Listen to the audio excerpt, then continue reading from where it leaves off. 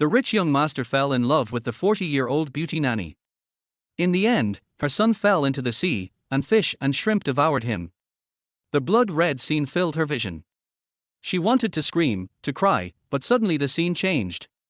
She found herself in the arms of a man who was tall and held her tightly. She couldn't tell who he was. In the next moment, the man lowered his head and kissed her fiercely, rubbing her and saying that she belonged to him, only to him, and no one else. He seemed to want to absorb her into his very bones, gentle yet somewhat beautiful. He kept kissing her, and then, she suddenly woke up. When she came to, much of it was a blur, but the suffocating sadness lingered, along with other feelings. After a while, she felt a little better. A few days ago, after hearing advice from a familiar woman, Lin Ma, she nervously came to the second young master's apartment, the place he usually lived. She would be staying there from now on. She knew the second young master was returning soon. Otherwise, the madam wouldn't have selected her to come here. The madam chose her because she was honest, could cook, and kept things clean. She believed that Ji could stay here and also observe who the second young master was associating with. When daylight broke, she got up and checked the house that had been cleaned. The man her family had arranged for her to meet asked to see her.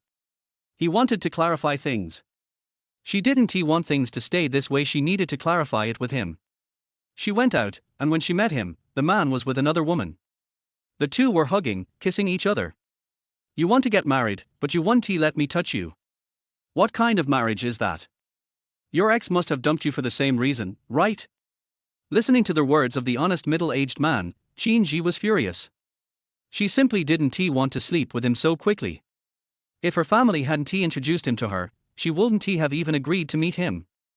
Looking at him hugging the woman, whose heavy makeup made it clear she was no proper lady, Ji thought, this isn't how decent people behave. When she was young, her beauty had led her to be deceived into having a child she had painstakingly raised. Now that her son was in middle school, Ji didn't have much education and had always worked in housework. Being able to enter the Fu family was a stroke of luck. The Fu family treated her well, and she did her job well. She had been assigned to the second young master's apartment. Her family had advised her to find someone to marry, someone who would take care of her as she grew older. They also suggested she return to her hometown, but she didn't want to get married again. She had come here today to tell this man she was breaking up with him. She wanted to focus on taking care of the second young master. She never considered marriage. She didn't want anyone to become her son's stepfather. She said it outright. "You want to break up? You actually want to break up with me? Ji, do you think you're someone special? Who else would be with you besides me?" The middle-aged man looked down on her. "Look at you, with that loose clothing.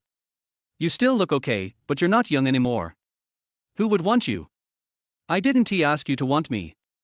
What makes you think you're so young? Aren't you just as unattractive?" Ji said, turning on her heels and walking away, grabbing her cloth bag. The loose dark-colored sportswear made her body look shapeless. She wasn't very tall, just over 1.6 meters. Her face, though nice when looked at closely, still betrayed her age. She went back home. She faintly heard the man's angry voice from behind, "A woman like you has no charm. What man would want you? You still want to find a man, with a son in tow?" The woman's voice joined in, "Exactly." Ji pretended not to hear, called a taxi, and got in. Although she could drive, she hadn't used her car. After a few steps, she hailed a cab. When she checked her phone, it was a message saying the young master was coming back. She looked at it, but before she could process it, the car suddenly stopped. She didn't manage to sit properly and bumped forward. In that instant, she didn't know why, but she grabbed the seat tightly. After a while, she came back to her senses. The driver asked her if she was okay, and she touched her forehead. Fortunately, she was fine, just a little dizzy, and a few extra thoughts seemed to have entered her mind. It felt like they were visions of the future and also fragments of the dream. This world was actually a novel, and the novel's name was The CEO's White Moonlight. Her son was a supporting character, an antagonist who always opposed the male lead. Because of her death, she would soon die, and then her son would start hating the male lead. The male lead was the second young master. Later, her son would keep opposing the second young master. Even though he succeeded for a time, his end would be tragic. Thinking of the scenes in her mind, Qin heart ached. Why did it have to be like this? If only her son didn't oppose the second young master, this wouldn't happen. The second young master was a member of the Fu family. Her son could never defeat him, not to mention that he was the male lead. Qin had read the novel, and it mostly focused on the second young master's story, his love with the female lead, their bittersweet first love, and the relationship with his ex-girlfriend. Many people liked the second young master. She came back to her senses and thought of her son, who was always obedient, had good grades, and looked well behaved. He was sensible since he was young, although perhaps now, entering puberty, he was a little rebellious. But he was still obedient. What mattered most to her was her son. She had raised him with so much difficulty, and he must be well taken care of. She would never let him turn out like that. The second young master's apartment was in the best area of the city. The Fu family was the richest family in S city, though only a certain circle knew about it. It was an old money family, which Qin had heard from her son. He learned about it online. Soon, she arrived, paid the fare, greeted the security guard, and returned to the apartment she worked at. She took the elevator up. The domestic staff had their own elevator, which was separate from the residence. She worked as the second young master's housekeeper and cook, also known as Qin Ma. She had been lucky to know someone, and after performing well, she got hired by the Fu family. Everything about the Fu family was confidential. The second young master had been abroad and hadn't returned. Now, she was the only one here. The butler didn't live here. She saw that there was nothing for her to clean since it had already been tidied. She returned to her room. There weren't many people here. She didn't know when the second young master would arrive. The day was getting late, and she lay on her bed, waiting. She decided to visit her son in a few days. Her son was about to enter high school. Thinking of that, she fell asleep. The next day, she woke up and decided to live her life well. If not, she would talk to her son. At midnight, she vaguely heard music and voices. She hurriedly got up, put on her dark sportswear, and looked at her aging face in the mirror. She wasn't noticeable. She went outside, but there was nothing to see. The door was closed, and she thought of calling, but it was the middle of the night. She returned to her room. On the third day, she woke up and had a simple breakfast that she made herself. After eating, she cleaned up. She heard a noise at the door, walked to it, and saw a woman standing outside. The woman was dressed in red, with loose, curly hair, fashionable and exquisite makeup, bright red lips, and a good figure. She looked like a rich and beautiful woman. The woman looked at Qin disdainfully, one hand holding sunglasses and the other carrying an expensive bag. "Who are you? Are you the housekeeper of the Fu family?" The woman looked inside, as if she wanted to enter. Qin didn't answer her but directly asked, "Who are you?" "Who am I? Can't you tell?" "I'm here to see the second young master," the woman said, raising an eyebrow and sizing her up. "Is the second young master here?" She tried to walk inside. "He is not here.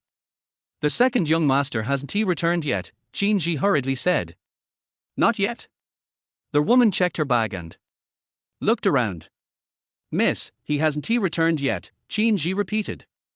The woman sneered, didn't say another word, and walked away with her high heels clicking on the floor, flipping her curls behind her. Qin didn't have time to say anything and closed the door. She continued cleaning, and the next day, she decided to visit her son. She packed some things and realized it was getting late. She started cooking dinner. After finishing, she heard a knock at the door. She quickly went to answer. When she opened the door, she saw a tall figure, a young man in a suit, casually speaking. She heard his deep, calm voice, very warm. Chapter 2, A Fragrance of Woman. "Has the second young master returned?" "Young master," she was about to ask. "I'm back. I've returned to the country and came to the apartment." "I went somewhere today," he replied. "You don't need to come to find me. I'll look for you when I'm free." "What's going on? What do they think? Just because they know I'm back, they want to come find me." "I'm not in the mood right now. There are too many beautiful women around." "All right, I won't leave this time." His voice trailed off as he turned around to glance at her. His gaze was subtle, as though he was scanning her, and then he asked, "Who are you?" His voice was clear and magnetic. Qin Ji had seen photos of the second young master before and thought he was handsome. Now, in person, he was even more striking. She immediately said, "Second young master, you've returned. I'm Qin Ma. If you need anything, just call me. I take care of the apartment here and also do the cleaning." Qin Ma, the second young master, Fu Zheng, looked at her. His handsome face was both elegant and cold, yet warm and approachable. "Qin Ma, are you sent by the family?" "Yes, young master," Qin Ji replied seriously, recalling that the second young master's name was Fu Zheng. After all, she was here to take care of him. "Good, then I'll trouble you from now on, Qin Ma," Fu Zheng said. "Young master, is there anything you need?" Qin Ji asked politely. "All right, I got it. Qin Ma, please get me a glass of water," Fu Zheng smiled briefly. "You look very young, Qin Ma." "Second young master is joking," she replied, thinking to herself that her son was already in high school and she was much older than Fu Zheng. She understood he was just teasing. "Please bring me the water." "Yes, second young master." Qin Ji quickly turned and went to fetch the water. When she returned, Fu Zheng was on the phone. He didn't seem pleased as he put down the phone and turned to her again, his tone once again soft. "Qin Ma. Here's the water, second young master." Qin Ji handed the cup to him. Fu Zheng thanked her, his long, slender fingers with clearly defined joints gracefully taking the cup. The cup was already prepared in the apartment, and she had heard that it was one of Fu Zheng's favorites, bone china, a set he particularly liked, and only used this set. "Earlier, I heard a noise. Someone came looking for you, second young master," Qin Ji remarked. After hearing that, Fu Zheng asked her gently when the woman had come and who she was. Qin Ji explained when it happened and who the woman was. Fu Zheng thought for a moment and said it was likely business, and the person left without much to say. Qin Ji understood. Fu Zheng didn't seem to care much about the visit. He grabbed his phone and went out, apparently calling the family to ask why they had sent someone to look after him. He then entered his room and closed the door. Qin Ji watched from the side and retreated. She wasn't nervous anymore. Glancing at the time, she resumed preparing dinner, making the dishes that second young master liked. She added some ribs, sweet and sour, along with some lighter dishes, hoping to make a good meal. Seeing it was getting late, she decided to ask Fu Zheng if he would be dining in. She walked toward his door and knocked. "Second young master, dinner is ready." Fu Zheng heard the knock and thought it was something urgent. When he realized it was about dinner, he hadn't eaten yet. He was hungry. After taking a shower earlier, he was still a bit damp. He glanced at his attire, tied his robe, and quickly grabbed a towel to dry his hair. After a few swipes, he opened the door. "Second young master," Qin Ji looked up and didn't meet his eyes again. She simply said, "I've prepared the dishes you like." "All right, I'll be right there." "Thank you, Qin Ma," Fu Zheng nodded, glancing at her without lingering. Qin Ji responded and reassured him not to rush, heading downstairs to the dining area. Fu Zheng, after drying his hair and changing into a shirt, went to the walk-in closet to find his clothes, taking care to ensure everything was in place. He entered the dining room and sat down to eat. "Qin Ma, the food is really good," Fu Zheng complimented after taking a bite. "It's been a long time since I had food this good." Qin Ji, who was assigned to the apartment because of her cooking, smiled quietly. Fu Zheng asked her again to join him, since they were the only two there. But Qin Ji declined. Fu Zheng continued eating. His eating habits were refined and elegant, and every movement he made was graceful. Qin Ji had never seen anyone eat so elegantly. After he finished, he thanked her and told her to go ahead since she hadn't eaten yet. He then stood up and went upstairs. Qin Ji went back to the kitchen, eating a quick meal on her own, then washed the dishes. The young master didn't come back down. Not long later, Fu Zheng came downstairs again, dressed more elegantly, and Qin Ji heard the sound of his footsteps. She came out and saw him standing at the door. "Qin Ma, I'm going out for a bit," Fu Zheng said casually. "Of course, young master," she replied. He left, and just as he reached the door, the housekeeper arrived, informing him that the car was ready. Qin Ji lowered her head slightly. She heard Fu Zheng confirm, and the sound of his footsteps grew faint as he left. She didn't watch him any longer. The door closed behind her, and she walked back into the kitchen. Soon, she tied it up and then went to her room to rest. Time passed without her noticing. Around 10 p.m., she heard a sound from outside the door, as if someone had rung the doorbell. She stood up and went out, opening the door to see Fu Jing standing there. "Young master, you're back?" she asked. Fu Jing stood there, wearing a white shirt with the sleeves rolled up, looking a little disheveled and slightly tipsy. His jacket was draped over his wrist, and there was a faint smell of alcohol mixed with something else, perhaps from him. Had he been drinking? She instinctively reached out to support him. Fu Jing, who had been drinking more than planned, was indeed a little drunk. He had not meant to drink, but ended up doing so. He shook his head, trying to clear his thoughts. When he saw Qin Ji, he straightened his posture. He could faintly smell a delicate fragrance, something faint yet alluring. He couldn't figure out where it was coming from, but it seemed to be from Qin Ji. He was surprised how could she smell like this. He had always liked women with a more distinct fragrance. Chapter 3, he's savoring the moment. In the past, he thought he had encountered the most delightful fragrance from a woman, but now he realized it wasn't so. The fragrance from earlier, that was the one he truly liked. He sat on the sofa in the living room, everything here was just as he wanted. He relaxed. Qin Ji immediately went to pour water and brought it to the young master. Fu Jing lowered his head, his long, strong fingers with distinct joints rubbed his eyes. He saw the water and took the glass in his hand, his fingers wrapping around it unconsciously, giving it a slight shake before lifting it to his lips. He took a small sip, and the water seemed to carry the faint fragrance. But as soon as he took another sniff, it was gone. He tilted his head back and drank a large gulp of water. Feeling a little better, he looked at the coffee table, preparing to set the glass down. He pressed his fingers against his temples. "Young master," Qin Ji called, noticing he might need her to take the glass. Fu Jing glanced at her. He couldn't shake the thought that Qin Ji carried that scent, the one he found so mesmerizing, the fragrance of a woman. But could someone like Qin Ji be considered a woman in that sense?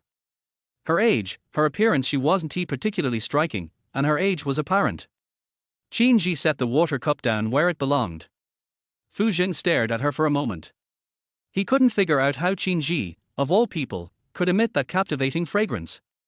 He stood up. Qin Ji stepped forward, offering to support him. "Young master, are you going upstairs to rest?" Fu Jing made a slight gesture, as if to push her away, but then he paused, not doing so. He let her help him and nodded. "Thank you, Qin Ma." Again, he caught the scent, his favorite fragrance of a woman coming from Qin Ji. It was faint, but it was there, and only when she was close enough. He hadn't consciously tried to sniff her, but it was undeniable. He hadn't intended to have Qin Ji assist him further. "Be careful, young master," Qin Ji warned as she helped him. Fu Jing smelled the mix of coldness, softness, and alcohol on his own body, but the delicate fragrance from Qin Ji seemed to become stronger the closer she was. They reached the spiral staircase, and Qin Ji, holding him, urged him to be careful.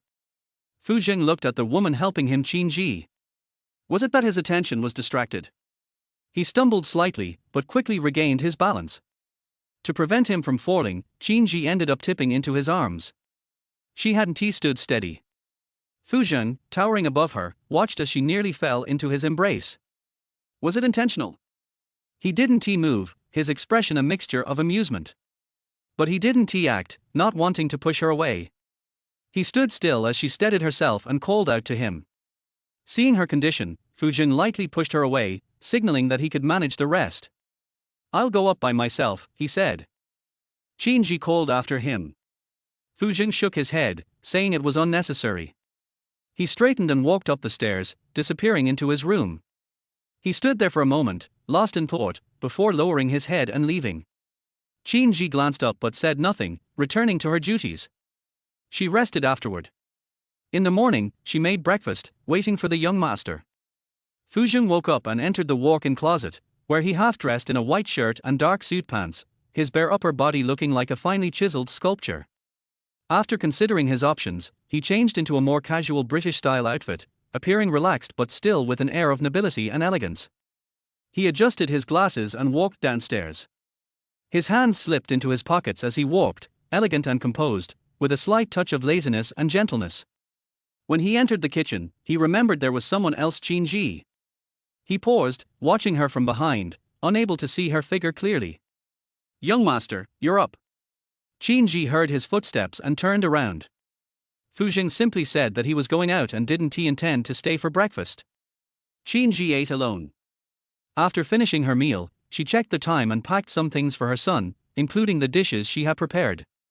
She figured she could bring some food to her son since she wasn't sure what he would be eating at school.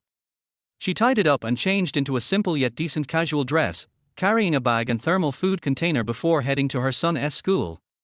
Her son's school was in the city, not the best middle school, but still quite good. When she arrived at the gate, she informed the guard and decided to wait. She hoped to catch her son after school. Although it was the time classes should be over, her son hadn't yet come out. She thought about calling him but hesitated. She waited a little longer. Finally, her son came running out, calling out to her, "Mom, why are you here?" She handed him the food she brought. Her son had gotten a little thinner and darker, but still looked handsome. He took the food, his face showing a bit of childishness as he marveled at how much she had brought. "How's school going?" Qin Ji asked, her concern showing. "It's fine," her son replied. "That's good. Are you having an exam soon?" she continued, noticing his pale face. Was he unwell? She reached out to touch his forehead, but he quickly shook his head, refusing her touch. She stared at him, surprised. How was it that her son seemed to be playing the role of the male antagonist in the book? It was hard to believe. Everything in her life had started to feel like a story, and she was afraid of revealing her emotions, having waited so long. "No exams, Mom," her son said, shaking his head and firmly refusing to let her touch his forehead. She nodded but still handed him 500 yuan, asking if it was enough. The month's allowance was almost due. Her son refused to accept it at first, but Qin Ji insisted, reminding him to buy whatever he needed, even if it was a branded item. He smiled and said, "I'm fine, Mom. Don't worry about me. I'll visit you during the break." "All right," Qin Ji said, happy that he was growing up. He was no longer the little boy who used to cling to her. She still hugged him in her heart, but she let him go, watching him walk into the school until she couldn't see him anymore. Only then did she turn to thank the gatekeeper. "You often visit your son. He must be doing well in his studies," the gatekeeper asked. "Yes, he is doing well," Qin Ji replied. The gatekeeper nodded. "I thought I'd seen you before." She didn't respond but waved goodbye before heading back to the apartment. When she returned, Fu Zheng was still not home. She didn't know where he had gone. She made a small meal for herself, but it wasn't much, and she didn't feel like asking anyone. She rested for the night. She had a nightmare, one that took her back to the past. Elsewhere, in the largest club in S City, 3 men sat in a quiet private room, drinking and talking. They were all good-looking, each with his own unique charm. One had almond-shaped eyes, a mischievous smile, and a youthful look, dressed in a floral shirt. Another was more taciturn, with a cold and tough demeanor. The third was refined and gentle, smiling warmly. There were also some women with them, all looking quite good, some heavily made up, while others wore light makeup. Chapter 4, His Gaze. The woman beside the man was wearing light makeup and was the most beautiful of them all, engaged in conversation. Sitting in the center, with a hint of wildness and grace, the man, Fu Zheng, had taken off his outer suit and rolled up his patent shirt sleeves. He seemed lost in thought, distracted mainly by the fragrance of Qin Mar. He kept thinking about it, particularly because the scent of the woman next to him was not to his liking. "Second young Master Fu, what are you thinking?" someone asked. Fu Zheng looked over and met the eyes of Xiao Yu, who had a flirtatious smile in his almond-shaped eyes. Xiao Yu winked at him. Fu Zheng shook his head slightly, saying, "Nothing." Xiao Yu didn't believe him. He turned to the other side and asked, "What do you think, Brother Zhu?" Zhu Qin was quiet, serious, and stern. He turned to look at Fu Zheng and Xiao Yu, and simply said, "I don't know." "Still thinking about it?" Fu Zheng asked, referring to the woman or maybe family matters. "Not at all," Zhu Qin replied curtly. Xiao Yu raised an eyebrow and chuckled, teasing with a click of his tongue. No one responded to him. Fu Zheng was about to speak again, telling them to relax, but before he could finish, the door suddenly opened, and someone walked in. Fu Zheng glanced over and quickly looked away without focusing. Xiao Yu noticed and remarked, "Who's here?" Zhu Qin also turned to look, then turned back to Fu Zheng. Zheng, she's here. Fu Zheng furrowed his brow. He wasn't sure why she came. The woman walked toward him, called his name softly, and flipped her hair, looking dazzling. Second young master Fu. Fu Zheng's long, well-defined fingers took his wine glass and gave it a gentle swirl, admiring it under the dim lights, then he smiled softly. I'm here, second young master Fu. The woman spoke again, I came to your apartment to find you earlier. You were looking for me. Fu Zheng thought to himself, he was about to say that they had broken up, and she didn't need to search for him anymore. The woman's expression changed, and she moved forward to throw herself into Fu Zheng's arms, but another woman stopped her. Fu Zheng didn't want to play games. He was lost in thought, distracted by other matters. He stood up and left. The next day, Qinji woke up, just like any other day. She didn't remember much of the nightmare from last night, it had been a long time ago. She dreamed about the time she gave birth to her son, Qinzi. He took her last name. Back then, she was all alone. No one was by her side, and she almost died from complications. The memory of that difficult labor haunted her, but she didn't want to dwell on it. She then thought about her son, Qinzi. Was he really all right? She sent a message to one of his best friends to check on him. There was no immediate response, but later, the friend texted back saying everything was fine. The friend, a chubby boy from a well-off family, had always been close to her son. He had met her before. Around noon, she heard someone return home. It was Fu Zheng. She went to open the door. No need to open the door, Fu Zheng said, looking at Qinji. He was wearing a new white shirt, clearly just changed, and smiled slightly as he entered. Qinji watched as Fu Zheng walked past her and went upstairs to rest in his room. She went back to her tasks, cleaning and preparing lunch. When everything was almost done, her phone rang. It was Madame Fu. Qinji rarely used her phone for anything other than work. She picked it up nervously. Madam, she greeted, lowering her head slightly. Madame Fu was a serious person, though she would occasionally smile. She was kind to Qinji, and Qinji was very grateful for her. Qinmar, has second young master returned? How is he? Madame Fu asked. Very well, Qinji answered seriously, providing a brief update about Fu Zheng's return. That's good. Take good care of him. He can be difficult at times. If anything happens, let me know, Madame Fu advised. I will, Qinji responded, still a bit nervous. Madame Fu asked a few more questions, expressing concern for her. After the call ended, Qinji sat down with the phone in her hands. It was a gift from Madame Fu. It was a very expensive phone, and her son had even commented on how good it was. He wanted one for himself but couldn't afford it yet. She sometimes wished she could give it to him, but it was too expensive for her. She earned a decent salary at the Fu family, with a monthly income of over 10,000 yuan, along with other benefits. She rarely got bored enough to check the phone, though. She was older, not like the younger people around her or Fu Zheng. After putting the phone down, she continued cooking, preparing Fu Zheng's favorite dishes. When the meal was ready, she went upstairs to call him. She walked lightly up to his room. The house had 3 rooms, each with a purpose. The outermost room belonged to Fu Zheng.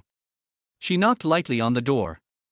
Fu Zheng had just taken a shower and, after looking at his toned body in the mirror, slipped into a bathrobe and came out, his hair still damp.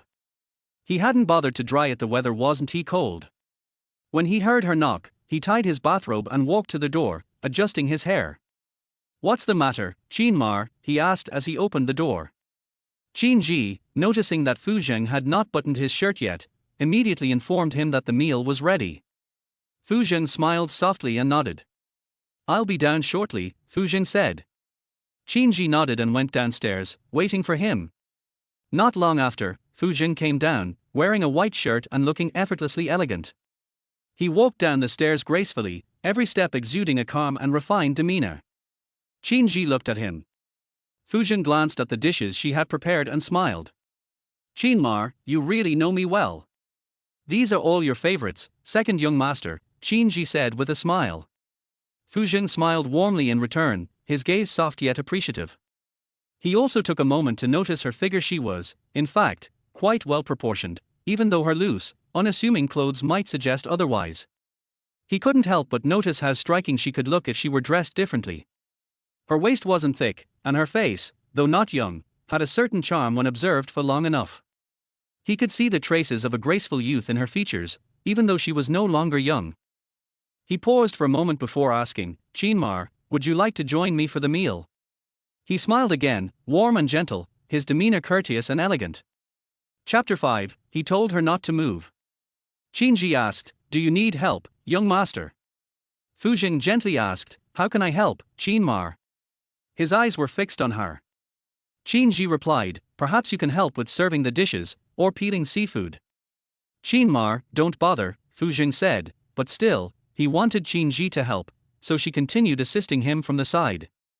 Fu Jing didn't look at her too much as he ate, but he praised Qinji's cooking. "The dishes you made are delicious, Lin Ma. They are better than anything I've had before." He glanced at her as he spoke. Qinji responded modestly, "It's nothing." Fu Jing smiled, "Don't be so humble."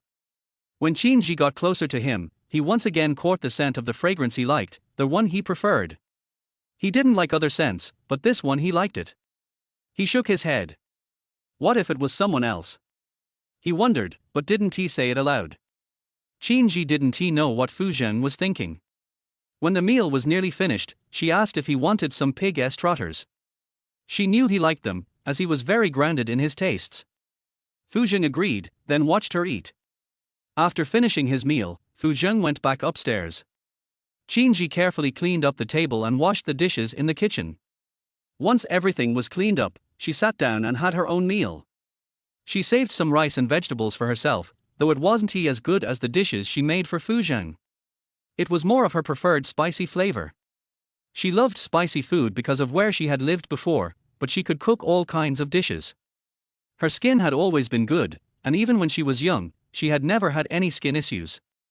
After eating 2 bowls of rice and feeling full, she cleaned up and tidied the room before heading back to her own.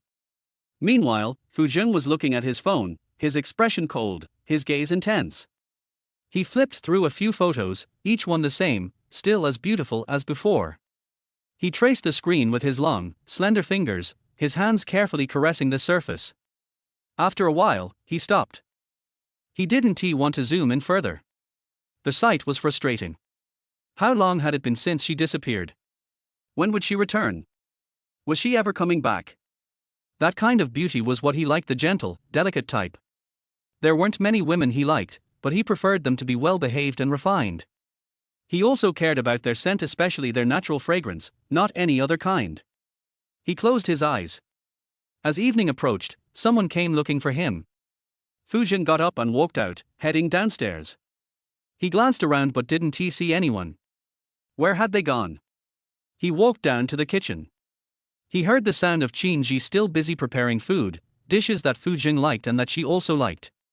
When she was done, she turned around and saw him standing there. "You're up, young master." "Dinner is ready," she said, her tone earnest. "Is it ready?"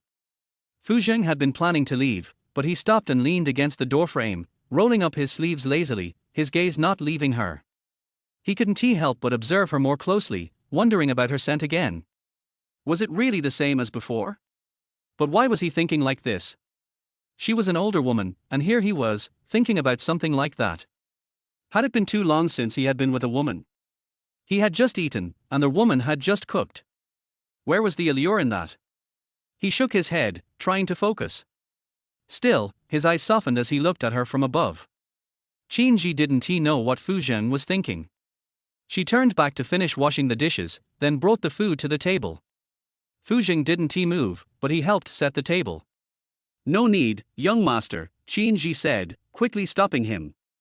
Fu Jing didn't do any more work. Once the meal was set, he sat down. Qinji asked again if he needed help.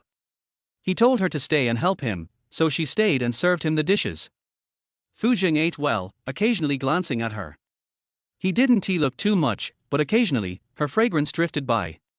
He noticed that her chest seemed a little fuller, and there was another certain part of her he couldn't help but notice.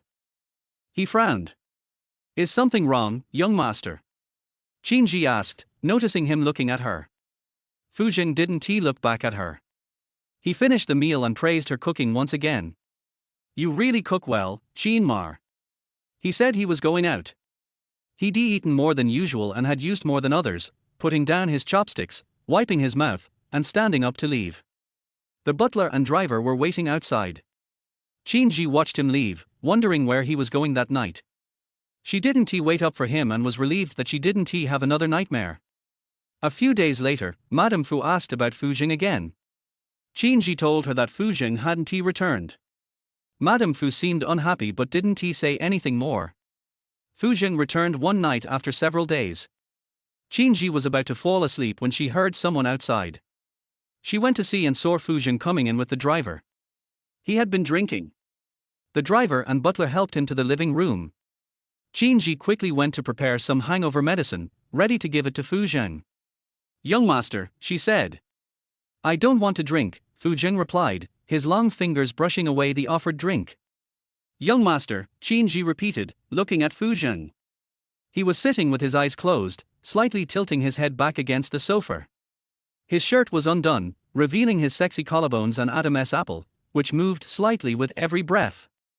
His strong arms were visible, and his long, muscular legs rested loosely on the ground.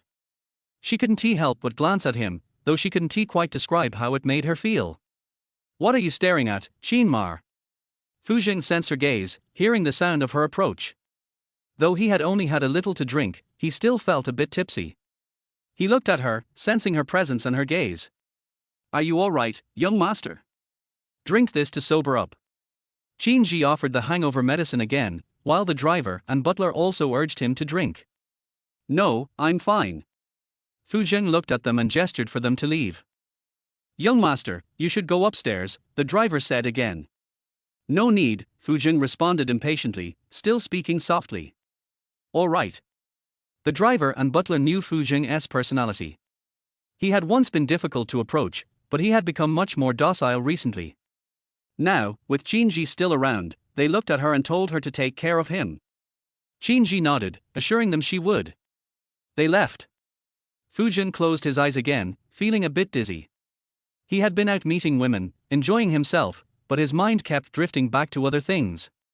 "Young master, should I help you upstairs?"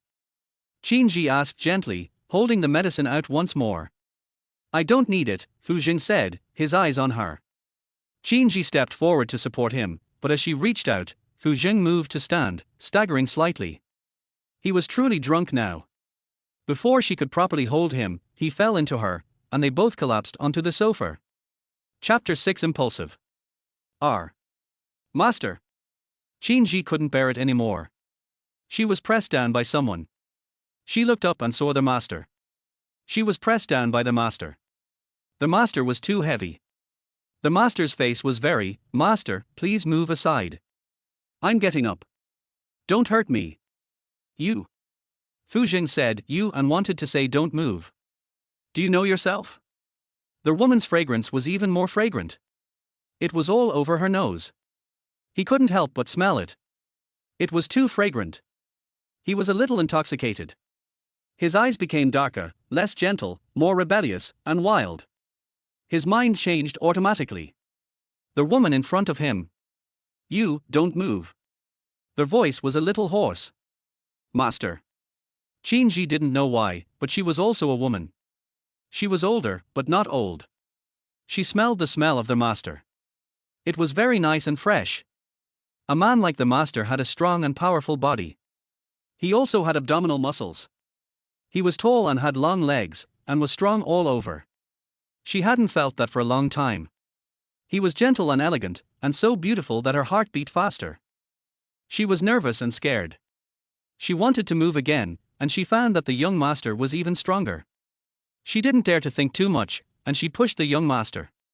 When the young master's breathing seemed to sink again, she thought the young master would get up.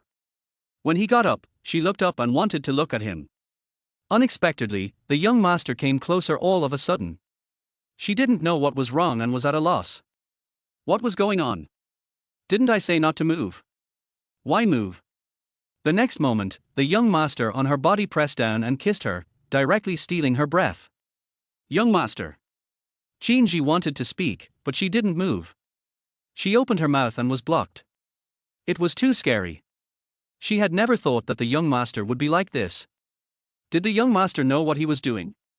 Young master. She was Qin's mother. How could the young master treat her like this? She couldn't believe it, but her open mouth just made it convenient for Fu Jing to think. He hugged her. He hugged her whole body, put his hands around the back of her head, and kissed her like this, kissing quickly and hard. Qin Ji's eyes went dark, and she didn't know what to do, but she couldn't go on like this. The young master was drunk, it must be true, he recognized the wrong person, right? Young master, look carefully, I am Qin's mother, it's me, not someone else. She couldn't open her mouth, because it really couldn't work, she could only think of a way. Who are you? Xiaoxue. After a while, Fu Zheng, who had kissed enough, also asked. He stopped, his breathing was still unstable and a little anxious. Qin Ji wanted to say. His slender and powerful hands with distinct joints also began to move. Qin Ji, young master. She wanted to shout, and she also wanted to push the young master away, her hands moved, and her whole body did. Fu Zheng stretched his hand to her, who are you? After he said it again, he continued to kiss, which made people dizzy. Qin Ji couldn't hold on any longer. Master, were you drunk and recognized the wrong person? It must be. She felt a little calmer, but her heartbeat was still fast, and so was her body. She couldn't go on like this, so she pushed again. Where are you going? Fu Zheng didn't let go, didn't relax. Qin Ji kept trying, and the man on her finally let go of her and relaxed. Fu Zheng looked down at her, shook his head, got up and left. Qin Ji lowered her head, got up from the ground, and quickly stood aside. Her mouth was still numb and wooden, because she was kissed hard. She wished that all this hadn't happened, and so did her body. She felt like her mouth was swollen and uncomfortable. She glanced at the young master, but couldn't see anything wrong. She apologized, but didn't support the young master, and her tone was trembling. Fu Jing put his hand on his forehead at this time. It's okay, it's my fault, I recognized the wrong person. He turned and went upstairs. Qin Ji watched the young master leave, and she didn't know what to do. She squatted down and hugged herself. The young master was not the male lead. Shouldn't he be with the female lead and? What's wrong? Why is she like this? The young master just recognized the wrong person and was impulsive. But if she is still here, what should she do? Don't do it here? But she has to live, and her son has to go to school. Counting her own money, she really didn't expect such a thing to happen. The young master is not something she can think of. It's not so easy to resign. She looked up and went to the bathroom. She turned on the water and washed her body. She has a good figure.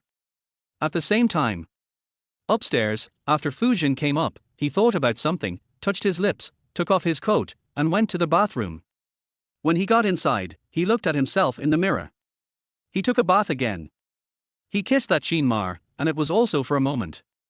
He looked at her face in front of him, nothing, but her lips kept talking, and they were still pink. At such an old age, her lips were still pink. He wanted to see what it smelled like. It was also the feminine fragrance on her body. Maybe mature women are like this, or it may be natural. He felt a little bit, wanted to see, try, whether it was the same as smelling, and was also drunk, so he kissed, but he didn't expect it to be sweet and fragrant. He thought about it, and when he thought of this, he raised his head, exposing his Adam's apple, and he took a bath. He was not so picky. He still knew the person he liked the most. He thought about it. Qin Ji had a strange dream that night. She seemed to dream about what happened with the young master. After waking up, her face blushed and her heart beat. She covered her chest. After a while, she got up, packed up, and recovered. She knew that her face would not be good. Seeing the housekeeper, she knew that the young master had left, and was stunned for a while. The young master said last night that it was all thanks to Qin Ma, who was very nice. He drank too much and didn't know anything. Please forgive me, Qin Ma. The housekeeper said to Qin Ma. Qin Ji looked at the housekeeper. The young master said so she didn't have to leave. The young master said very clearly that he drank too much and was drunk and didn't know anything. The young master didn't care anymore, and neither did she. Chapter 7 Qingmai. She was relieved. She was still a little worried about seeing the young master.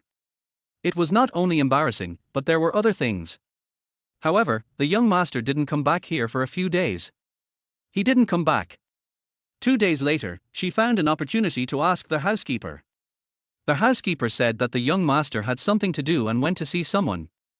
Qingji gradually realized that the young master might have gone to see his first love, Qingmai. It was the request of the lady. The lady always wanted this lady to be the second young master's wife. You don't know, this lady is the eldest lady of the Lu family, the only lady of the Lu family. The young master and him are well matched, and she is also his first love. She was very good to the second young master at the beginning. They have been together for 3 years. She is the most suitable person in all aspects around the second young master. It's just that there was a misunderstanding that separated them. Now the second young master has returned to China, and Miss Lu is about to come back. The old lady wants them to reconcile. It would be good if the two families could intermarry. You also know the Fu family is like this. I know. Qingji knew, how could she not know, it was also written in the book. Although this one is not the heroine, she is also the first love, the woman the young master once loved, and can be regarded as a female supporting role. A lot of it is written, which adds a lot of difficulties to the young master and the heroine. The ex-girlfriend is not either, but the little son heroine who appeared later. The second young master doesn't mind, maybe it will work. The housekeeper said again, smiled, and smiled. Qingji nodded and didn't ask any more. She knew that the young master had something to do and went to find his first love. She felt at ease. The young master won't be back for a while. Wait, you should take a rest too. Maybe he'll be on the news. Oh. There's no photo of Miss Lu, but you'll know when you see it. Qingji also saw the news on her phone soon, about the young master, who was with a girl who was very young and beautiful.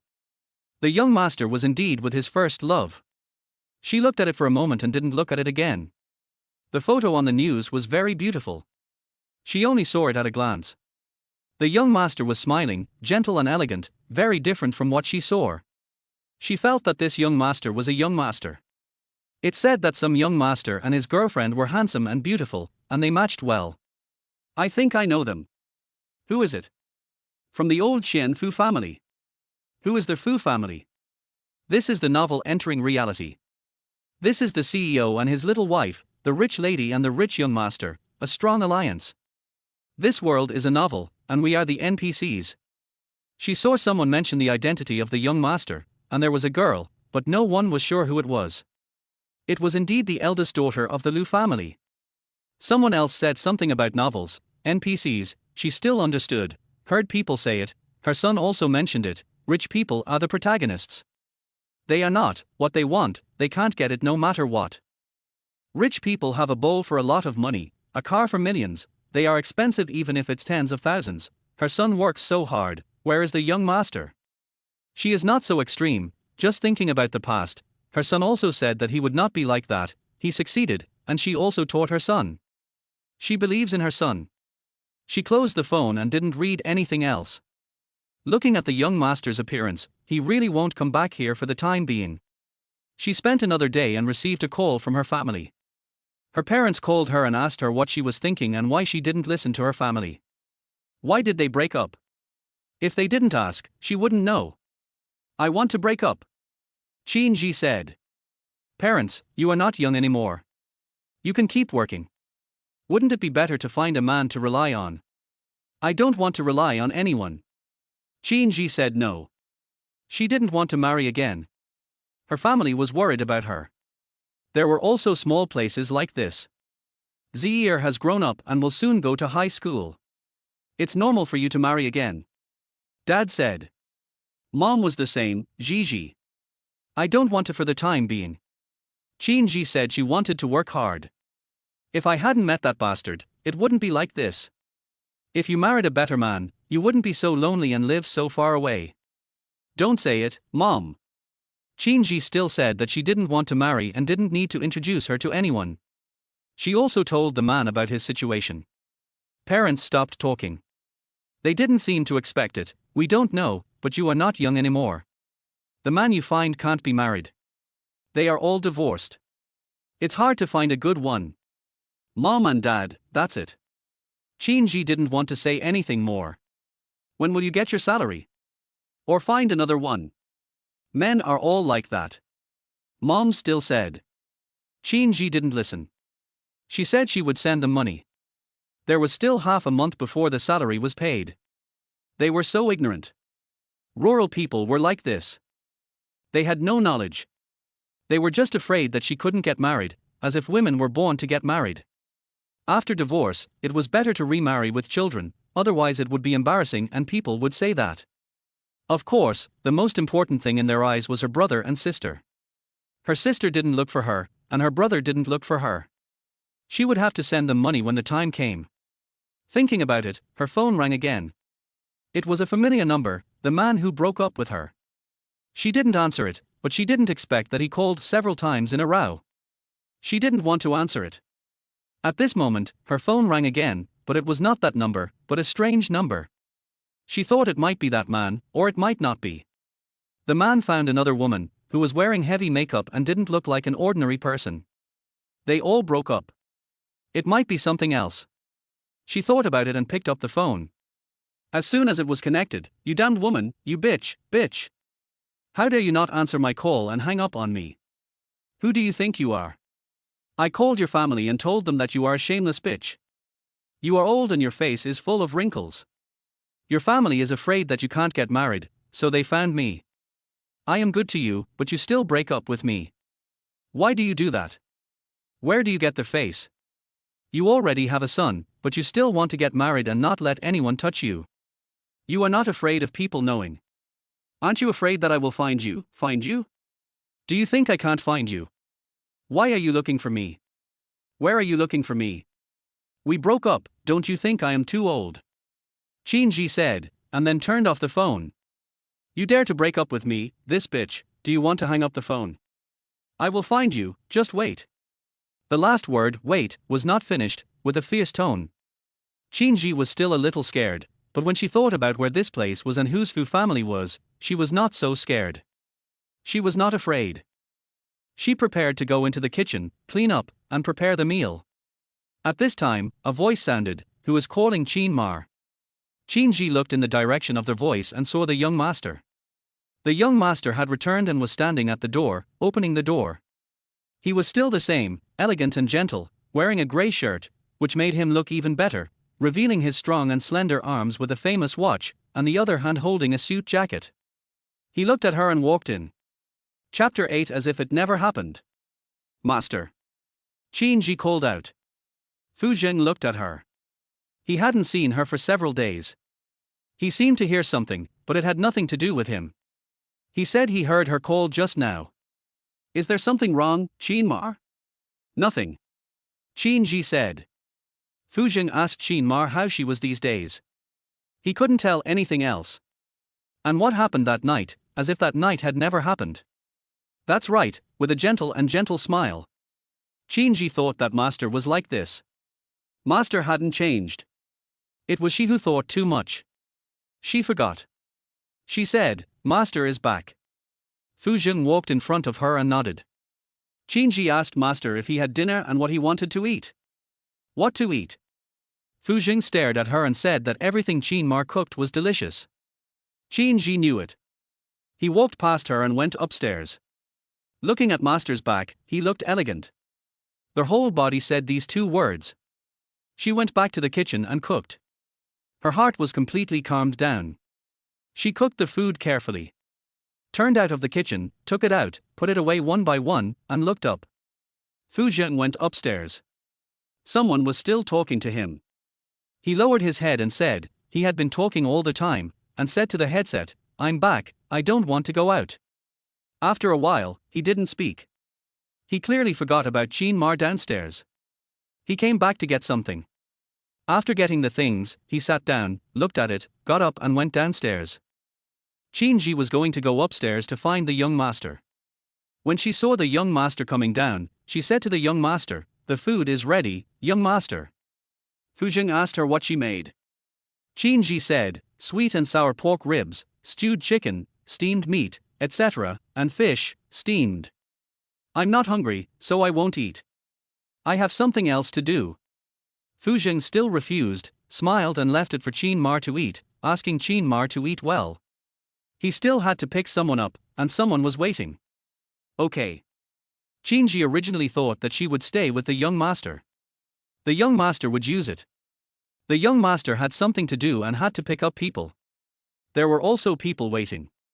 She thought of someone. That was the young master's first love, Miss Lu, whose name was Lu Qingqing. The young master must have lived well with this person. Don't let Miss Lu wait any longer. Madam Qin, use it well. Use it more. Madam Qin is still a little thinner. When Fu Jing said this, he couldn't help but think of something, and he left. Qin Ji sent the young master out. The housekeeper was waiting outside. The young master left. She went back and ate the overcooked dishes alone. The unfinished ones were put in the ice cream. The young master would never eat them. After putting everything away, the lady didn't know. Maybe she knew.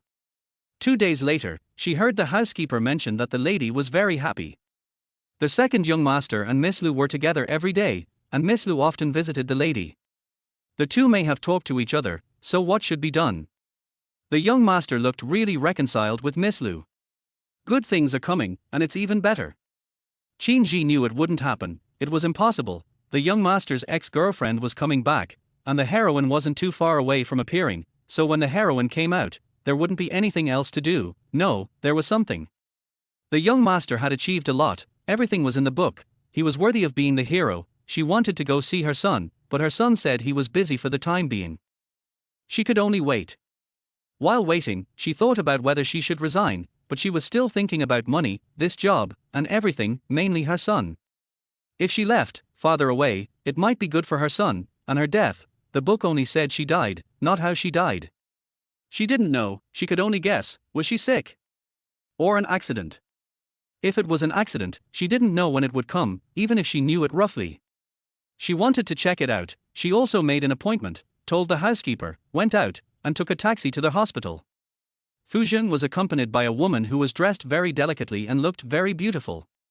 She had a pure and clean feeling, like a rich lady. She wore a white top and skirt, put on makeup, and had straight hair. She looked very well behaved and ladylike, and carried a white bag. At this moment, she was looking at jewelry. Right next to him, he sat on a sofa and was served sincerely by the service staff. He listened and watched, with an elegant and calm expression, gentle and elegant, a half-exposed watch, a graceful and casual posture, and strong and powerful long legs, a stylish upper body, and a shirt, which made him look more stylish. The same was true for his hair. He looked down at the time on his hand, and his slender and powerful hand with distinct joints turned the watch on his hand and rubbed the surface of the watch, as if he was careless and intentional. Does this look good? Lu Qingqing looked at him coquettishly and pulled it. Fu Jing raised his eyebrows and glanced at her. Something flashed in his deep black eyes. He looked at her casually, smiling, and was quite happy. It looks good. It looks good. Lu Qingqing asked again, very happy, a simple and innocent person. Fu Jing looked at her carefully for a few times and said it looked good and that it suited her very well. He looked at her and stared at her, with more smiles in his eyes, the same affection. Lu Qingqing blushed and her heart beat fast. There was more blush on her fair face. She was even happier and wanted to called Brother Fu, Then this one. Well, buy it if you like it. Fu Jing finished speaking and took out the card from his arms and asked people to pay the bill without saying a word. The waiter took the card respectfully and left. Lu Qingqing wanted to say that she came here by herself, carrying the bag, but she didn't say it. She was happy that Brother bought it for her. It was the same when they were together before. She still liked it. Brother Lu has changed a little. He is still good to her. She knows what her family thinks. She wants to hold Brother Fu's hand, but she doesn't. She wants to hold Brother Fu's arm. How nice it is. She misses him and regrets breaking up, but Fu Jing thought of the old woman. Maybe it was because she smelled good and had a pink mouth. She was still so old and sweet. She missed that kiss when she saw him 2 days ago. He also wanted to go back. Brother Fu. Lu Qingqing called him. He looked at her and her eyes made her blush. Brother Fu. Fu Jing didn't say anything. Soon after, he took people back to the apartment, opened the door, looked up and found it was very quiet. He didn't see the person he wanted to see, that woman. Where was the old woman Qin Ma? He looked a few times and didn't see anyone. He didn't look for her deliberately, but she was not there. He still looked around until he went upstairs and returned to the room. Why wasn't the old woman at home? What did she do? Or did she resign? He didn't hear the housekeeper say, would she resign? There was some displeasure, unhappiness, and a little impatience in his eyes, but he was still himself. Chapter 9. Find her. He placed his slender, strong, and bony hand on his collar, and slowly unbuttoned his collar, looking at the huge bed. His throat was exposed, and his throat moved slightly, sexy and full of tension. Someone. He wanted to find someone. He called the housekeeper. When the housekeeper heard that it was the young master who called, he immediately asked the young master what was going on. Who is the second young master? I'm back. Fu Jin said. The second young master is back. The housekeeper immediately asked what was going on with the second young master. Fu Jin asked why he didn't see Qinmar. Qinmar. The housekeeper heard that since the housekeeper was not at home, the second young master must have asked, and he said where he went. Qinmar asked him for leave from the Technical Supervision Bureau and went to the hospital for a checkup. Hospital. Fu Jin raised his eyebrows when he heard the word hospital. That old woman went to the hospital. Is she feeling uncomfortable? He asked gently, with concern. Mother Qin is just feeling a little uncomfortable, said the housekeeper. Oh, okay. Fu Jin knew it, so there was nothing to say. It didn't look like there was anything wrong. He squinted his eyes and was about to put down his phone. Housekeeper, second young master, are you looking for Mother Qin? No need. Fu Jin thanked the housekeeper directly, very politely and gentlemanly. He put down his phone, holding the phone in his slender hand. He wanted to see her. In the hospital, Qinji took her ID card, registered first, and then went to check her whole body. It didn't matter if she spent more money. She still had some money, especially after she came to the Fu family. She saved a lot. She took X-rays. Some places had to wait, and some places didn't. She went to the hospital and there was nothing wrong. These are all good.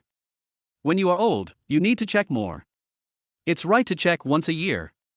The female doctor adjusted her glasses. Your uterus and other aspects are very good. Qinji thought of the past again, when she gave birth to her son. When she came to her senses, the female doctor stared at her and asked her if she had given birth before. She met the doctor's eyes. She was a little afraid of doctors, who always stared at people sharply. After knowing that she had given birth, she nodded and said that the situation was very good. Other things will be waiting. She knew that she was in good health and would know other things. She was ready to go back. On the way, her only friend called her and asked her to come over to help. What's wrong? Qinji asked. Her good friend Lin Ma said that her daughter was a little uncomfortable and someone came to see her and wanted to take her child away. Who is it? She became a little anxious. Come over first.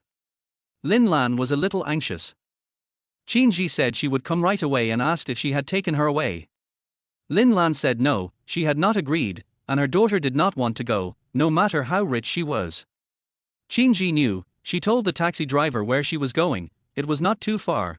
Her good friend Lin Ma was someone she met after coming to S City. Her family valued boys over girls. She did not study much and left home alone, worked as a nanny, and later opened a hair salon, met a man, gave birth to a daughter. It seemed that the man was rich, and later the man found another woman to marry and abandoned her. She raised her daughter alone, and finally her daughter grew up, went to high school, and got better and better. But in the book Lin Lan's daughter Lin Miao is also the female supporting role in the book.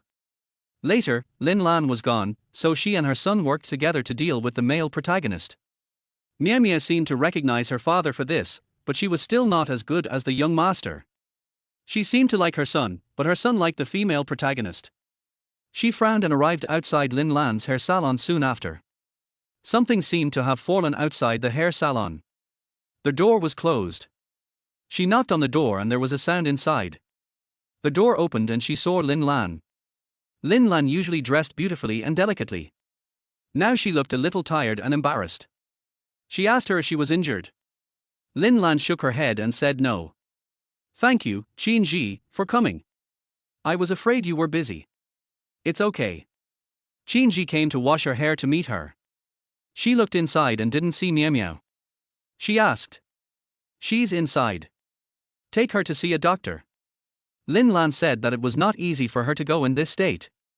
Qinji then discovered that she had a wound on her face. What did she want to say? Call the police. He just wanted to take his daughter back, because he had no children, and he never had one.